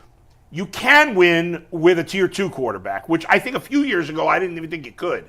Now, in my mind, there's only 4 tier 1 quarterbacks, so maybe it's now you can win with a tier 3 quarterback, depending on where you put the tiers. To me, it's Mahomes, Burrow, Allen, Jackson, whatever order you want to put them in. That's the top group. Those are the best quarterbacks in the league. But you could win with Jalen Hurts now. 100%. Yeah. Now, the next group of guys, yes. The question is, can you win with the third group of guys? Now, no, I don't think so. I don't know. I guess it depends where you start the third group of guys. Like, is Baker on the top of the third tier, or is he now on the bottom of the second tier? I guess I'd have to put him in the bottom of this, or maybe even I'd have to look at the entire based on list. this year. Based on this year, he'd be tier 2, but in my mind, he's still tier 3. Right. And the question is, can you still win with a tier 3 quick? Can you win with quarterback, 12 to 16? I don't know yet. You can win with Jared. Jared Goff's already taken you to Super Bowl. He's not tier 1. He's definitely not tier 1. Yeah. I think he's definitely and that's tier the thing. 2. But you can't. But the Browns, all their quarterbacks have been tier 4, tier 5, tier 6. You can't win with those guys no matter what the system is. I look at, there's two components. There's a system and there's a quarterback. Now, is there varying degrees? Like, hey, if Kevin Stefanski's system is a tier 2 system and it can get the most out of regular guys, does that mean that if you get a guy that, is not a tier 4 guy that is in terms of talent, but maybe a tier 3 guy, could a tier 3 guy win in this system playing against some of these other quarterbacks? I think the lower ranked the quarterback is, the better the talent around them has to be, right? The lower ranked he is, the lower paid he better be, so that you have flexibility to build around him. So a rookie Scale quarterback, yeah. Like, do you think, or you fall into a Sam Darnold type situation? I don't, as well as Baker's played, I don't think the Bucs can win the Super Bowl. No. Nobody's picking the Bucs to win the Super Bowl. No. Now, and I don't even. No one's picking the Bucs to go to the Super Bowl. I'm not even saying that's Baker's fault. I mean, I don't think the team around. I mean, the defense. Their defense is not that good. They played in a weak division. He played very well. Still too many turnovers, second in the league. But and maybe that's going to cost them in the playoffs. But if you put Baker on. If you put Baker with a defense like the Browns had last year, could he win the Super Bowl? I don't know. I'm not sure. I thought he couldn't. Now I'll say I'll open up the possibility maybe he can. I don't think he can this year. The question, because Jason said it earlier, now I'm thinking about it. What is the goal? Before, when we tore down to the studs or we got rid of Baker, it was because we wanted to win at the highest level. Just winning those games right there, competitive, was not what we were wanting to do. Now, you're at that point again.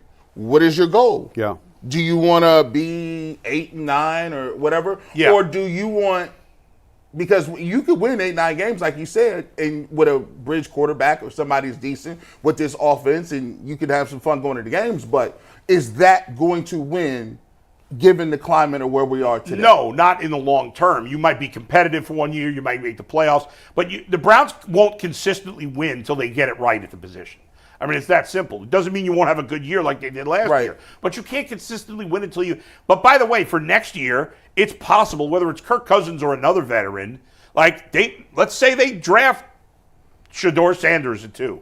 Well, they still might be better off getting a veteran and letting the veteran play for the first year. Yeah. Or at least to start the season at the very least. That makes logical sense. Yeah. But that never happens. It rarely happens. If you're taking a guy top 2, typically they're playing day one. Or that guy, or the bridge guy has to be playing like Sam Darnold. Since Baker sat, have there been any, like, I don't remember, did Stroud play right away in Houston? Yes. Played right away, yeah. I can't think of another one that didn't play. But there's been top 10, top 12 quarterbacks that have sat. I'm not talking, you said Shedeur, you got to take him at 2. Fair. Yeah, if you're taking a guy 1 or 2, to me, I think Baker's the last one that didn't play right away. I'll look that up. While I'm looking that up, I want to mention one other guy here, because I put a poll in our chat of these candidates, who do you like the most? And Clint Kubiak, the offensive coordinator in New Orleans, according to the chat, had over 45% of the vote. I wonder why. Famous. Now, Stefanski comes from his father's system, so there's the family connection with the Kubiaks. Right. He was mentioned last year as a potential offensive coordinator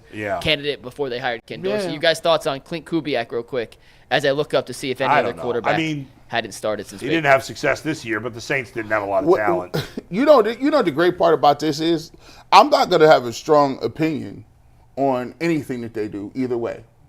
If they want to hire whoever they're going to hire at coordinator, I'm not going to sit up here and say that's the wrong decision, or if they want whatever they do in the draft, because this, to me, this offseason is going to be about different ideas. I don't have a great idea on what they're doing with none of this. Like, there's a bunch of ways they can go with coordinator, coaches, draft, roster, free agency. I think this is going to be a bunch of ideas that we kind of throw at the board and kind of talk about, but I don't have no strong conviction either way on what they want to pick.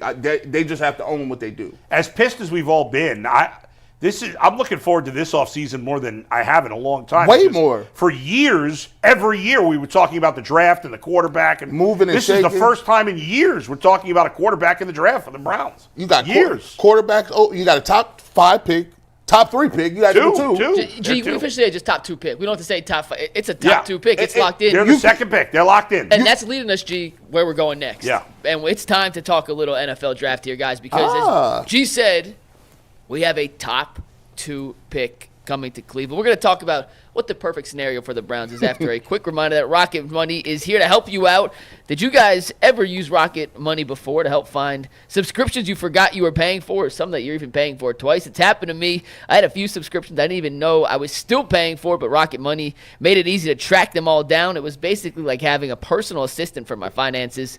Rocket Money is a personal finance app that helps find and cancel your unwanted subscriptions, monitor your spending, and helps lower your bills so you can grow your savings. It brings everything together in one place, whether it's subscriptions, your spending habits, or even the goals you want to hit this year. Rocket Money has over 5 million users and has saved a total of $500 million in canceled subscriptions, saving members up to $740 a year when using all of the app's premium features. Cancel your unwanted subscriptions and reach your financial goals faster with Rocket Money. Go to rocketmoney.com/lockedon today. That's rocketmoney.com/lockedon. rocketmoney.com/lockedon. Two-part question here about the NFL draft. The Browns locked into the number 2 spot. Tennessee has the number 1 overall pick. Both teams do need a quarterback. My question for you guys, A, will the Browns make a pick at number 2? If so, who is it? And if not, what is your ideal scenario for the Browns in this situation? And this is a cheat. This is a cheat question. This is they trying to be at me. They trying to get me to do it Adam the Bull right now. Flip flop. Yeah, like 7. By the way, I'm gonna just disclaimer. 12/24 Monday. Get your flips together. Get your chanclas or your sandals together. Yeah. I don't think in draft season you can flip flop.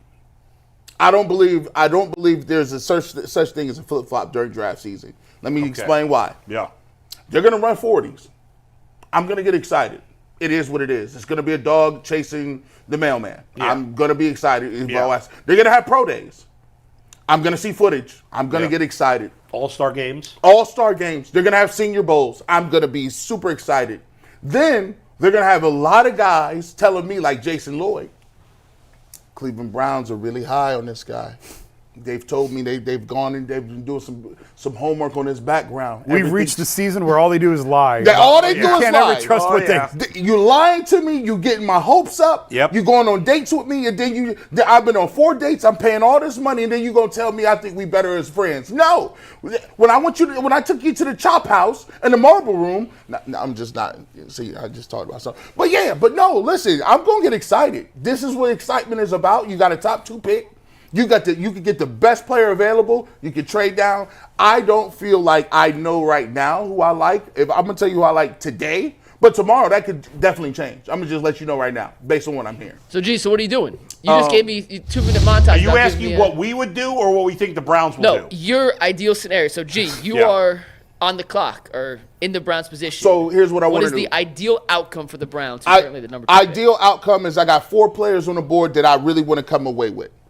If I want Abdul Carter, if I want Travis Hunter, or I want Mason Graham, or let's say another guy, we can put McMillan, the receiver. I got 4 of those guys. My job is to come away from this draft with one of them. So what I do is I pick up the phone. I got number 2, New York Giants. Y'all need a quarterback. Y'all mess around and won too many games. What can you do for me, New York Giants? The New York Giants say, listen, G. Bush, we want to get up. We want Shedeur Sanders or Cam Ward, which one of everyone's left over. Here's what we're going to give you. We want to give you a switch, and we're going to switch this year, plus we're going to give you a 2nd and 3rd this year, possibly another pick next year. So that would land me their 2nd this year, their 3rd this year, and I want to pick next year too. Maybe a 2 or a 3 next year. All right. So then I mess with them. I switch one spot. They take Shedeur Sanders. I go down to number 3, and now you still got Abdul Carter.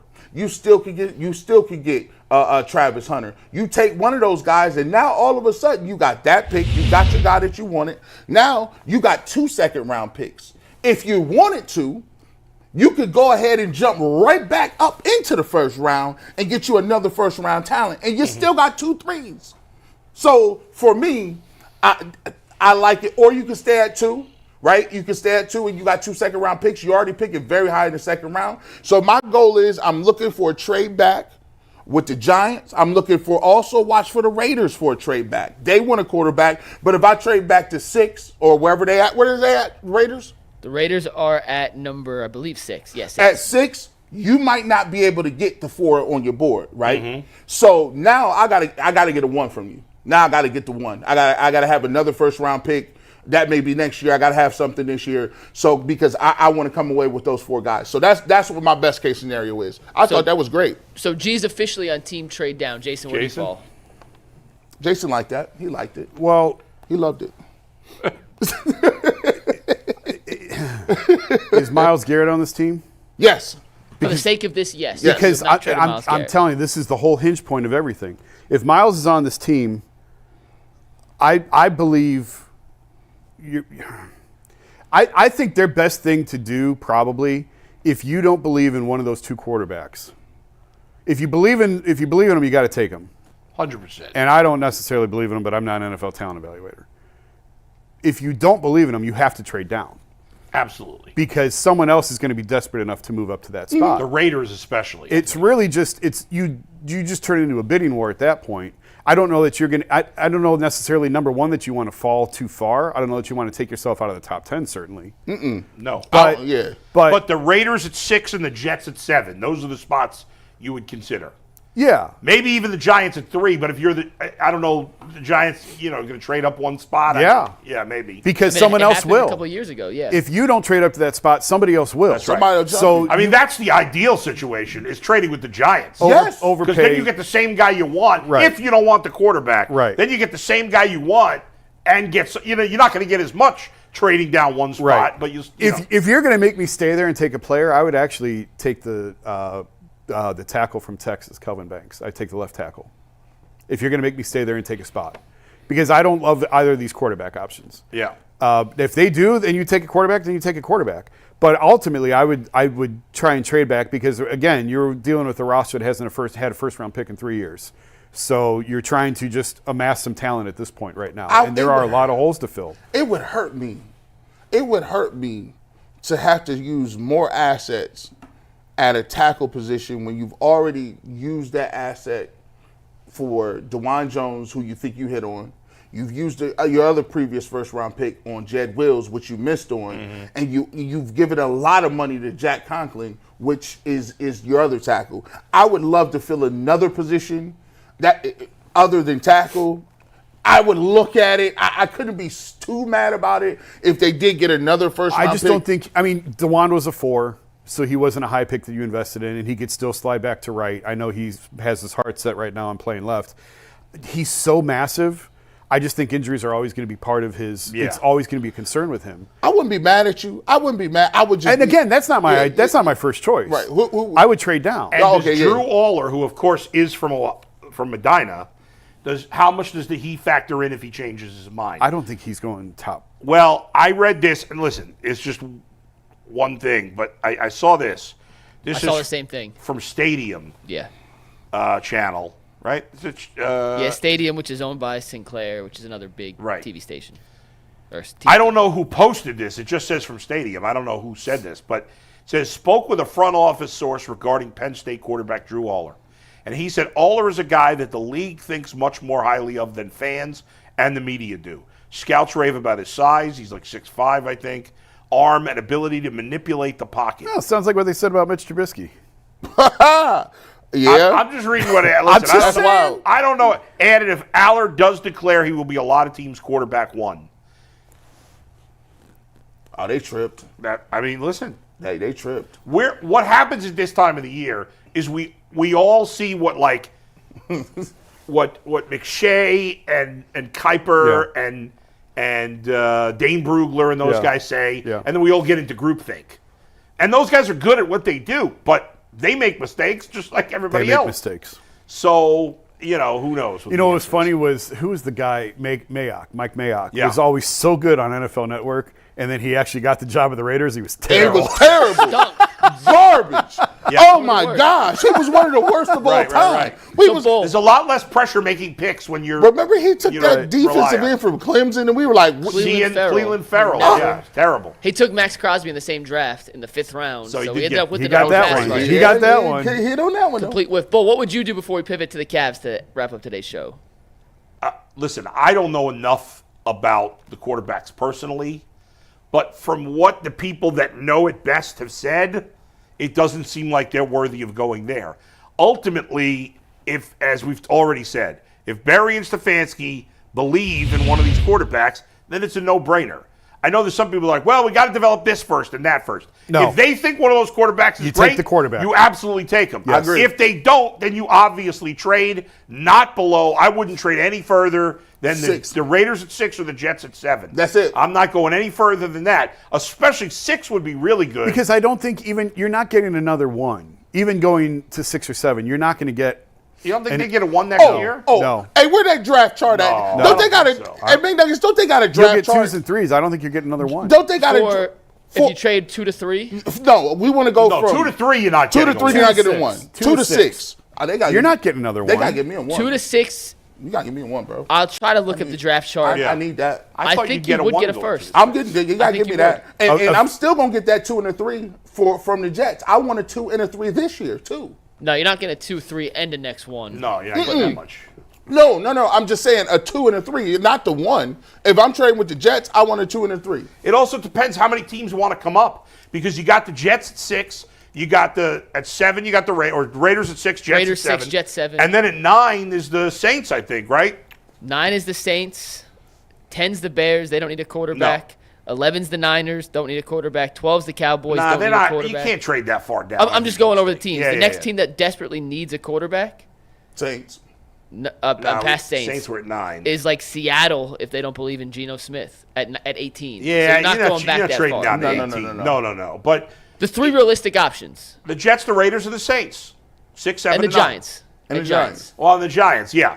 So 3, 6, 7, and 9. Yeah, Yes. I don't know. And- I feel like you get a first rounder for 6, 7, and 9. But I'm not. getting that. I need that. Especially if there's a bidding war. If there's a bidding war, yes, then they'll get it. Here, Yeah. 2018, the New York on the Darnold trade, Yeah. they got 3 2s to move up 3 spots. It's 3 2s Right. to go but 3 that was spots. but this would be more than 3 spots. Not really. 2 to 6, it's 4 spots. 4. Yeah, 7 would be 5. 9 would be 7. Yeah, I need that 1. I need that 1, Playboy. We got to talk. That was Would you rather have 2018. 3 2s or a 1 and a 3? Give me the 1 A 1 and a 3. I A think 1 it's and a 1 and 3. 3, Yeah. yeah. You always take a 1 because if it's All a future time. one injury could change another team's fortune. You never Right. know where that one's Especially if you're the Browns, and let's say it's Shador Sanders, and you don't think Shador Sanders is very good, you trade him to the Raiders or the Jets, they could easily be a top 10 pick. Well, it's next also year. with Shador. I'm curious to see how the Prime family handles this whole Oh, situation. that's going to be a huge storyline. We don't even know if let's say the Browns do love him. We don't know Dion's going to let him come Well, here. and that's my point. Let's Yeah. just say, for example, he says, I'm only playing in Vegas. Yep. Well, you lose a little leverage on then that's going to be the underlying 100%. X factor in all of this, not just for the Browns, but Yeah. in terms of what the Browns can get for that number 2 pick too. I will say this though. That's true. Jason talked about it. Look, if you don't get the quarterback this year, then they look at it next year. And the prerequisite to even start with that is you got to have 2 number 1s, right? Like, because if the Browns are not that bad, they need 2 number 1s to even talk about getting to a place where they can get said quarterback. Correct. Right. Now, so if you can get a 1 this year and you can get it from the Raiders or whoever the case may be, and you could come away with a guy, think about it. If I could come away with Abdul Carter and I could pair him with Myles Garrett, I feel like Myles Garrett is saying, oh, I like that. Finally, give me somebody. Give me a young dude I could, I like this. And then you still get more assets for next year. Yeah. That's the way I would do it. If I had to stay at 2, man. Nobody's advocating for Travis Hunter here. Huh? Here it comes. If I had to stay at 2, Yeah. Oh. I got to turn and pick in for Travis Hunter. I'm sorry. I just think he's that special. We asked the chat, what would you do? Best player available, draft a QB no matter what, or trade down and get assets. The QB no matter what, 18%, 41% each for best player available at 2 and/or trade down. That's over 700 votes in the chat. Here's one other one. 2017, Chicago dropped 1 spot, or climbed 1 spot. Chicago sent the number 3 pick, a 3rd, a 4th, and a future 3rd to move up to 2 to get Trubisky. So that's what you're looking at. Yeah, I mean, So what- a 2-3 swap. Yeah. They got Yeah. a third, a fourth, and a future 3. I mean, I would do if you're the Browns and you don't want a quarterback, then that's a no-brainer. Because That you just trade take would be that. nice. That's easy money. You still get the because exact same guy you want. You want it. And you know get what I mean? 3 extra picks, Right. including a third rounder. Yeah. So All right, guys. yeah, We got to talk about the Cavs, yeah. which Wait. is an exciting time because they just won their 10th game in a row by double-digit They points. didn't cover though for Hit one of the the like few times button. this year. Hit the subscribe button. We are less than 500 people away from 50,000 subscribers, so tell your friends. Yeah. We appreciate it. It does a ton of work for you, CSS, on the back end. It costs $0, 0 cents. So help us out here, guys. We're going to spend a ton of time tomorrow and Wednesday previewing this massive matchup between the Cavs and the Oklahoma City Thunder on Wednesday. But let's recap. The Thunder, by the way, who have in the last week come back to beat both the Knicks and the Celtics, probably the third and fourth best teams in the league. They're right? riding a 13-game win streak. Yeah. The Cavs are riding a 10-game win streak. Both the Cavs and Thunder on pace for 70-plus wins, which is Yes, insane. the Cavs are actually on pace now for 73. The percentage points have them Oh, where yeah? you could round up to 73. That's stupid. The game yesterday ended up being a 10-point game. It was never as close as the final score indicated. Yeah, The I bench stopped guys watching it. The bench guys who came in at Yeah. the very end had a -9 in their 4 Yeah, minutes. yeah. But, guys, the Cavs, 10 straight wins by double-digit points. They are an absolute freaking wagon right now, and they're getting contributions across the board from everybody. From this weekend, it was disappointing that Kyrie and I knew we knew Luka wasn't going to play, but it's fascinating to me how gutless Kyrie is. That and that he never wants to play against the Cavs. I don't believe he's sick. I think that's bullshit. He almost never plays against the Cavs, and this is the reason why. I know everybody. This whole storyline, we're going to hear this a million times. I don't give a rat's ass. Oh, the NBA doesn't want to see a Cavs Thunder final. Why do any of us care what the NBA wants to see? Yeah, that's who stupid. gives a crap? I hate that. If you're a basketball fan, I don't care. I'm just pointing it out. yes, fine, but who cares? Right? I mean, what does any fan give a shit what the NBA wants? If you're a real basketball fan, you should want a Cavs Thunder final because they're the 2 best teams, or maybe the Celtics are. Let's not discount That's not Boston. fair. That's not fair. They're 2 of the 3 best Yes. teams. How about that? Yes. And unlike most of these other teams with all these veterans on them, neither of these teams does this maintenance day bullshit. I'm so sick of this crap from the veteran players where they just sit. Like, I wanted to watch Kyrie against the Cavs, and then the game's not worth watching without Kyrie and Luka. Charlotte last night's game, that was You know what? stink. You know what I enjoy? I enjoy watching the Cavs beat the brakes off anybody. Yeah. I don't care if they're little kids. I don't care if they're. I do playing too, G, but isn't it more exciting to No. see them play a good team? No, I like that. For You me, know- it's more exciting. Hey, it's like getting money. As long as that bank account keep going, I don't care how you got it. That what it look like. I like to see money in the bank, shorty with your drink, and I like to see the Cavs out here kicking ass and taking names. I like the fact that it don't matter if it's the Hornets or the Celtics. I love that about them, right? Yes, they play hard every night. And so, I don't know if that's going to stay, that's going to continue as they become a more mature team and they get older. But as for right now, I watch the Cavs and I say, oh, they're really starting to feel themselves. They know pause. They know exactly what they're doing. And I'm looking at this game against OKC, and it's a travesty the league be doing this, Jason. I don't. Where's their flexibility? Like, is this OKC game going to even be on national TV? It is, yeah. It is, yes. It's Both one- OKC games are. It better be on national TV. It is. Because, for them not to be on Christmas Day was ridiculous. But you have to set that Christmas schedule over the summer. I and get it. Nobody saw this coming. I They'll get be it. a Christmas team next year. I get it. But I think the Cavs are taking a look at how they're playing right now. Now, Donovan Mitchell said something the other day. He said, look, yeah, we're trying to work our way to a trajectory. We're trying to do our thing right now. And we understand we're playing well. He said, but that ain't got nothing to do with March and April. If March and April come, if we get bounced in the first round, right. none of this mean nothing. He's right. And I said, you know what? I love where your mind is at, Donovan. Because that means they're actively thinking about the journey and what's ahead of them. They I should be. love that. Before Jason chimes in, because he wasn't in the locker room yesterday, his arch nemesis Joe Varden was in the locker room asking Darius and Donovan about the historic pace they're on. And essentially, Joe, and I'm just messing with Joe. Joe's awesome. But Joe said, guys, when do you just at least start to realize how special this is? And Darius's answer was, I know you guys want to talk about it. All I care is getting my guys, as many of us, to the All-Star game as possible and winning as many games as possible. And it was the nonchalantness of it. Is that a word, nonchalantness? No. Okay, well, I'm going to use it because you guys know what I mean. Just the calmness about it. They're not freaking out about it. They're not playing each game like they're just playing really good basketball right now. And I said this over the weekend, and Jason, I'm curious because you've been covering the league a lot longer than I have. This is so uncommon that on a night-to-night basis a team plays this well, not just for a 10-game stretch, but for 35 games now. They've played one game you can look at and say they didn't really play that well, and maybe not. And that was the Miami game. The South Beach flu is real. But night in and night out, this team's playing elite-level basketball offensively and really high-level basketball defensively, and that consistency is just not common. I don't know that I've ever seen it because when the Warriors did this, they won the championship the year before. Mm-hmm. So they had a championship that springboarded them into this. Mm-hmm. I haven't looked at other teams that have been like on this type of win pace to see what their year was the year prior, but you don't go from even a second-round playoff team and a pretty good team to freaking 70. This is insane, the pace that they're on. When the Cavs won 66, they had LeBron, the best player in the league.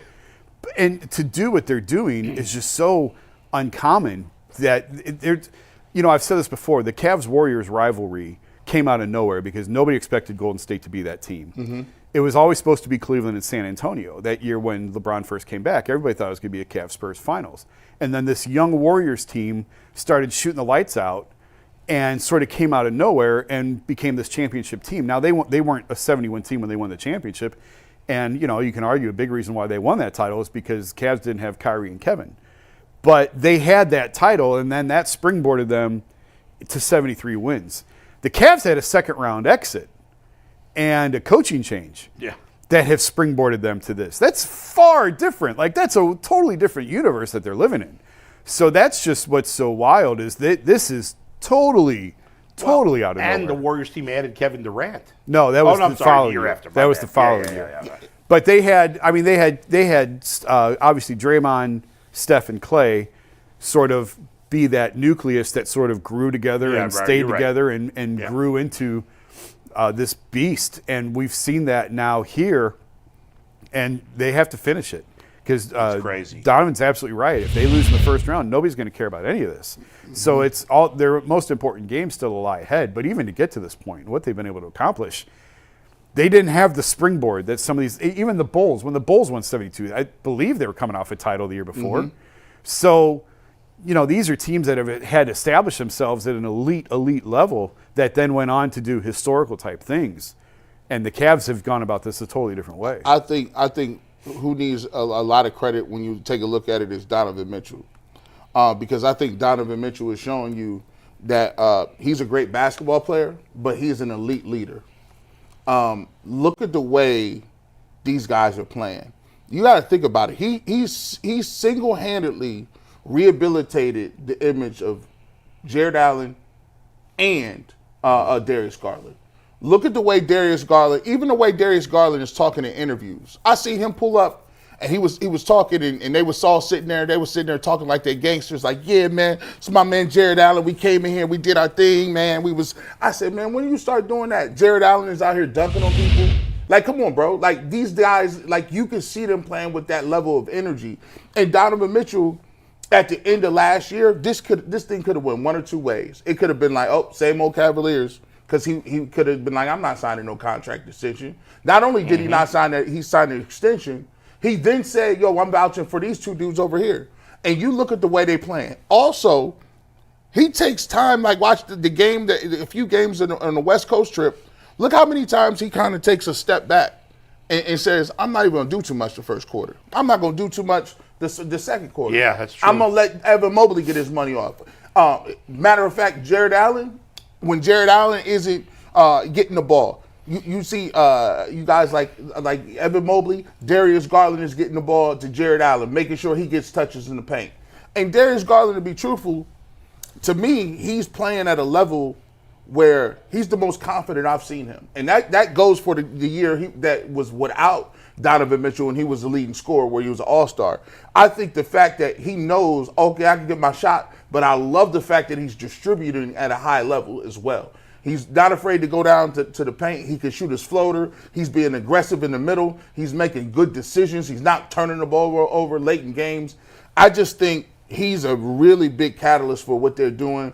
And look, man, they beat OKC.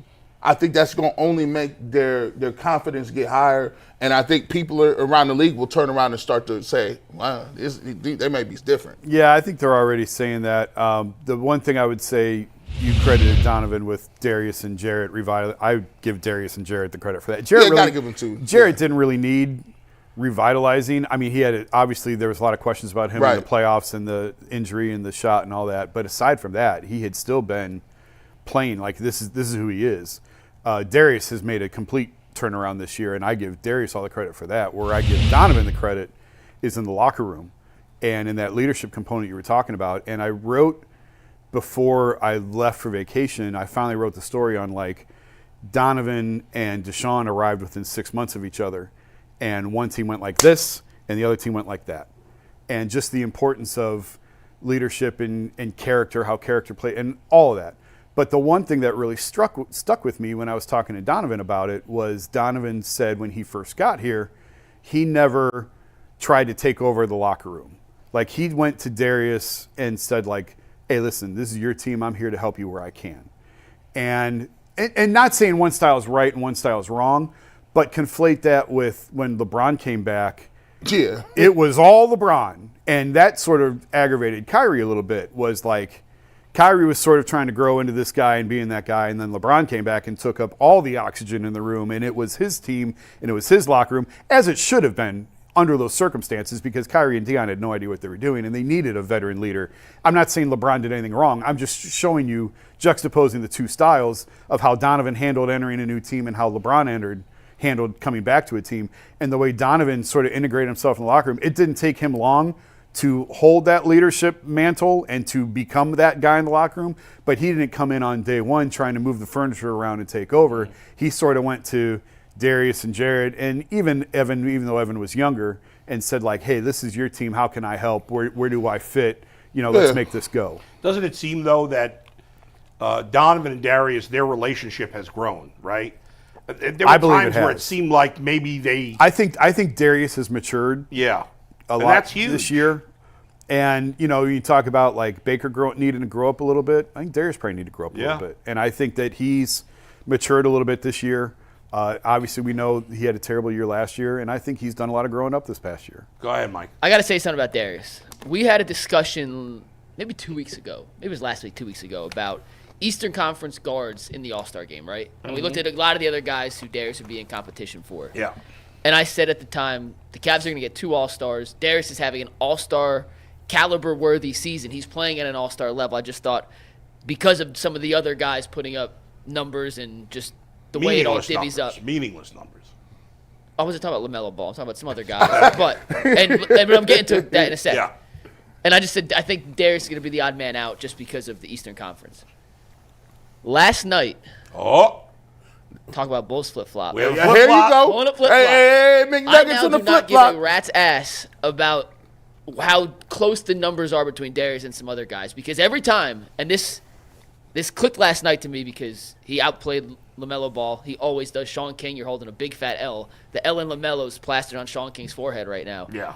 Every time he's played one of the guards who is in the conversation to be right in the mix with Darius has outplayed them head-to-head. And I think that should matter when you're coming because it is close. I'm not saying he has a giant advantage or was at a giant disadvantage. But some of those head-to-head matchups, and last night was another perfect example of that, Darius has come out on top, and that should matter. And now I'm officially planting my flag. And Darius should be an all-star this season. He 100% should be an all-star. It's ridiculous. LaMelo Ball's, of course he's going to have better numbers. He plays on a crappy team. He's taking every shot. All he does is go out there and chuck the whole game. I just tried to do a quick count while you were talking. Yeah. I think they have 19 games left before the All-Star break. I think if the Cavs have, at the rate they're going, if they have 48 wins at the All-Star break, you have to have 3 All-Stars. Of course. You have to. The Hawks had 4. Like, you have to have 3. Oh, yeah. And I think record will play into it. And again, you're going to have guys that drop. Where's the game this year? Golden State. Oh, well. But in the cold weather climates, you always have guys that drop that don't want to go. But you'll have guys that don't go, and you'll have guys added to the roster. The Cavs, absolutely. I don't see any world. I don't care what the rest of the roster looks like. Yeah. Just based on their record and their performance, I don't see how they have less than 3. On there. I don't see how they have less than 3. If you let the Detroit Pistons have 4 dudes on there, with Rip Hamilton and Chauncey Billups and both the Wallaces, and then the Atlanta Hawks, they got Millsap, Horford. Who else was on? Yeah. Who else? Korver and Millsap, Horford, and Jeff Teague. Oh yeah, stop. Yeah, Darius Garland's an all-star. There's no doubt about it. And if they put guys who put up meaningless stats ahead of him, that's a joke. Well, if LaMelo gets in, it'll be because of the fan vote. Oh, he's starting. Yeah, well, he's like top 5 in fan voting. That guy has no interest in winning. Well, I mean, you see how I hedged my bet, McNutt. Would you trade Darius Garland for LaMelo Ball? Not a chance. Not a chance. Okay, so there you go. All right, we got super chats to wrap up today's show. I promise you we will have plenty of – I'm already doing a video breakdown on how OKC was the number 1 defense in basketball, defends certain actions, and how the Cavs are going to have to attack that. We're going to dive deep into that, I promise. But let's get into some super chats to wrap up today's show. Jeffrey Moody says, Browns versus Lion Records, AB versus John Dorsey, just saying. Christopher Walt say, players defend Stefanski because they are soft losers just like him. Dang. Okay. That's a good comment. That's kind of funny. That's kind of funny. Skilly says, will the Browns offer AVP the OC job again since he's on the market? We touched on that earlier. D'Angelo McQueen says, that's a topic later in the week. D'Angelo, I'm going to take your super chat. We're going to make that a topic later in the week. That is a great What is it? Well, you ain't even going to get him his money's worth. What if he ain't watching next week? This week. Which Cleveland team, don't answer because we're going to do this, but which Cleveland team has had the most surprising season? Cavs, historic good pace. Browns, historic bad pace. Or the Guardians, who won 92 games. I don't think we can answer that till the Cavs season ends. That's what I'm saying. Save your answer. We'll do that. Yeah. We'll do that as an actual topic. It's a great question. DB Dog 21 says, the players knew what, why, and where the decisions came from. They also know that it was not Stefanski that made the decision. Miles saying he doesn't want to rebuild meant if Stefanski was fired, he was gone too. You know what? I never thought of that angle. What do you think about that angle, Jason? No, I don't think it's true. Okay. I mean, Miles. He likes Stefanski, but I don't like him that much. Yeah, Miles did say he didn't think Stefanski was necessarily the issue. But. Miles ain't hanging his future in Cleveland on the coach. No. I tried it. I helped you. Yeah. Cleveland Bearcat says 2020 playoffs, 2021 Baker hurt, 2022 Watson suspended, 2023 Watson hurt, playoffs, 2024 Watson hurt. Only a few coaches would have had a winning record in those circumstances. Ray Smith says, hey, Bull. Doesn't have a winning record, though. Yeah. Ray Smith says, hey, Bull, Cincinnati can't win with a Tier 1 quarterback. Baker is mid, and talking about him so much after being gone for years is weird. I mean, it just came up today. I brought it up today, and I didn't say anything negative about him at all. No, it came up today at the press conference with the GM of the Cleveland that's Browns. why. People get really offended anytime Baker's name gets But I mentioned. was complimentary of him. In fact, I said today I may be wavering on whether I think he can win. I never thought he could win a Super Bowl. Now I think maybe he could. No, I still don't. The Andrew right Berry team mentioned around him him. today, I still don't. I don't still. And by the way, yes, the hope he Bengals didn't make the playoffs, but it has nothing to do with Joe Burrow. At Obviously, all. it's a disgrace that they didn't make the playoffs. I would have fired the coach. I'd fire the owner. I'd fire the GM. I'd fire everybody. But the owner sucks. So what are you going to do? Chris Fox says the Browns have passed on too much shit in my lifetime. Draft the quarterback. Josh Chirilla says since 2023, Baker has thrown the most touchdown passes in football. I don't know if that's right or not. I don't know if that's right. He's probably thrown the most picks, too. McGee says, do you go with a quarterback after the report of Watson's injury setback? It has nothing to do with it. That was, Nothing to do with it. that was funny how they got tied together. Watson's out of the mix. If they're going to draft a quarterback at 2, if they think somebody's worth it. If they're not drafting a quarterback at 2, it has zero to do with Deshaun Watson. Correct. It's that they don't think the guy's any good. And last but not least, Hatzar says, how does Ventrone keep his job? Because I mean, let's be real. It's a special teams coach. Yeah. I mean, are you going to give him a promotion based on whether the field goal kicker makes kicks or not? I mean, there's other bad things about the special teams. I can't blame him. The kicker is his own thing. That's his own. That has nothing to do with him. Maybe They were bad on special teams. They were, but they were good last year. So, Yeah. I mean, there were people that wanted to fire Jim Schwartz too. I don't fire a guy because of one bad year. But no. Although the Patriots did that with Gerard Mayo. That's crazy. Well, they did that because Vrabel is available. Like I feel like those two were tied. What if they don't get hand-in-hand. Vrabel? I feel like they knew they're getting Vrabel with this. Yeah. I think there's a lot of truth to what I'm saying. All right, so we can rip them if they don't get Vrabel. I mean, if they don't get Vrabel, yes. Well, you've got Aditi on tomorrow, right? Yeah. Aditi's on. She was tweeting about this. So yeah, ask her about New England. She knows. She knows. We got Aditi and Mary Kay tomorrow. We got Leroy on Wednesday. We're also working on getting Cassidy Hubbard on the show this week. She's calling the Cavs Thunder game for ESPN, or she's a sideline reporter for the Cavs Thunder game on Wednesday. We got Jack Duffin on Thursday to help us break down some of the Browns cap situation and Joy Taylor on this week, or what's wrong with you? I'm gonna. By the way, I think it's quite ironic how some people were. You can't. It's just allegations against Watson, but now everybody's crapping on her when it's an allegation, and what Watson was accused of is illegal. What she's accused of is not illegal. So. Hey man. But I think that's. I'm staying as far away from that as possible. Hey man. Or we can't comment on news. She knows. She's been It's time for overtime. See you in overtime. Oh my God! Make it more awkward, Mike. Will you? You're the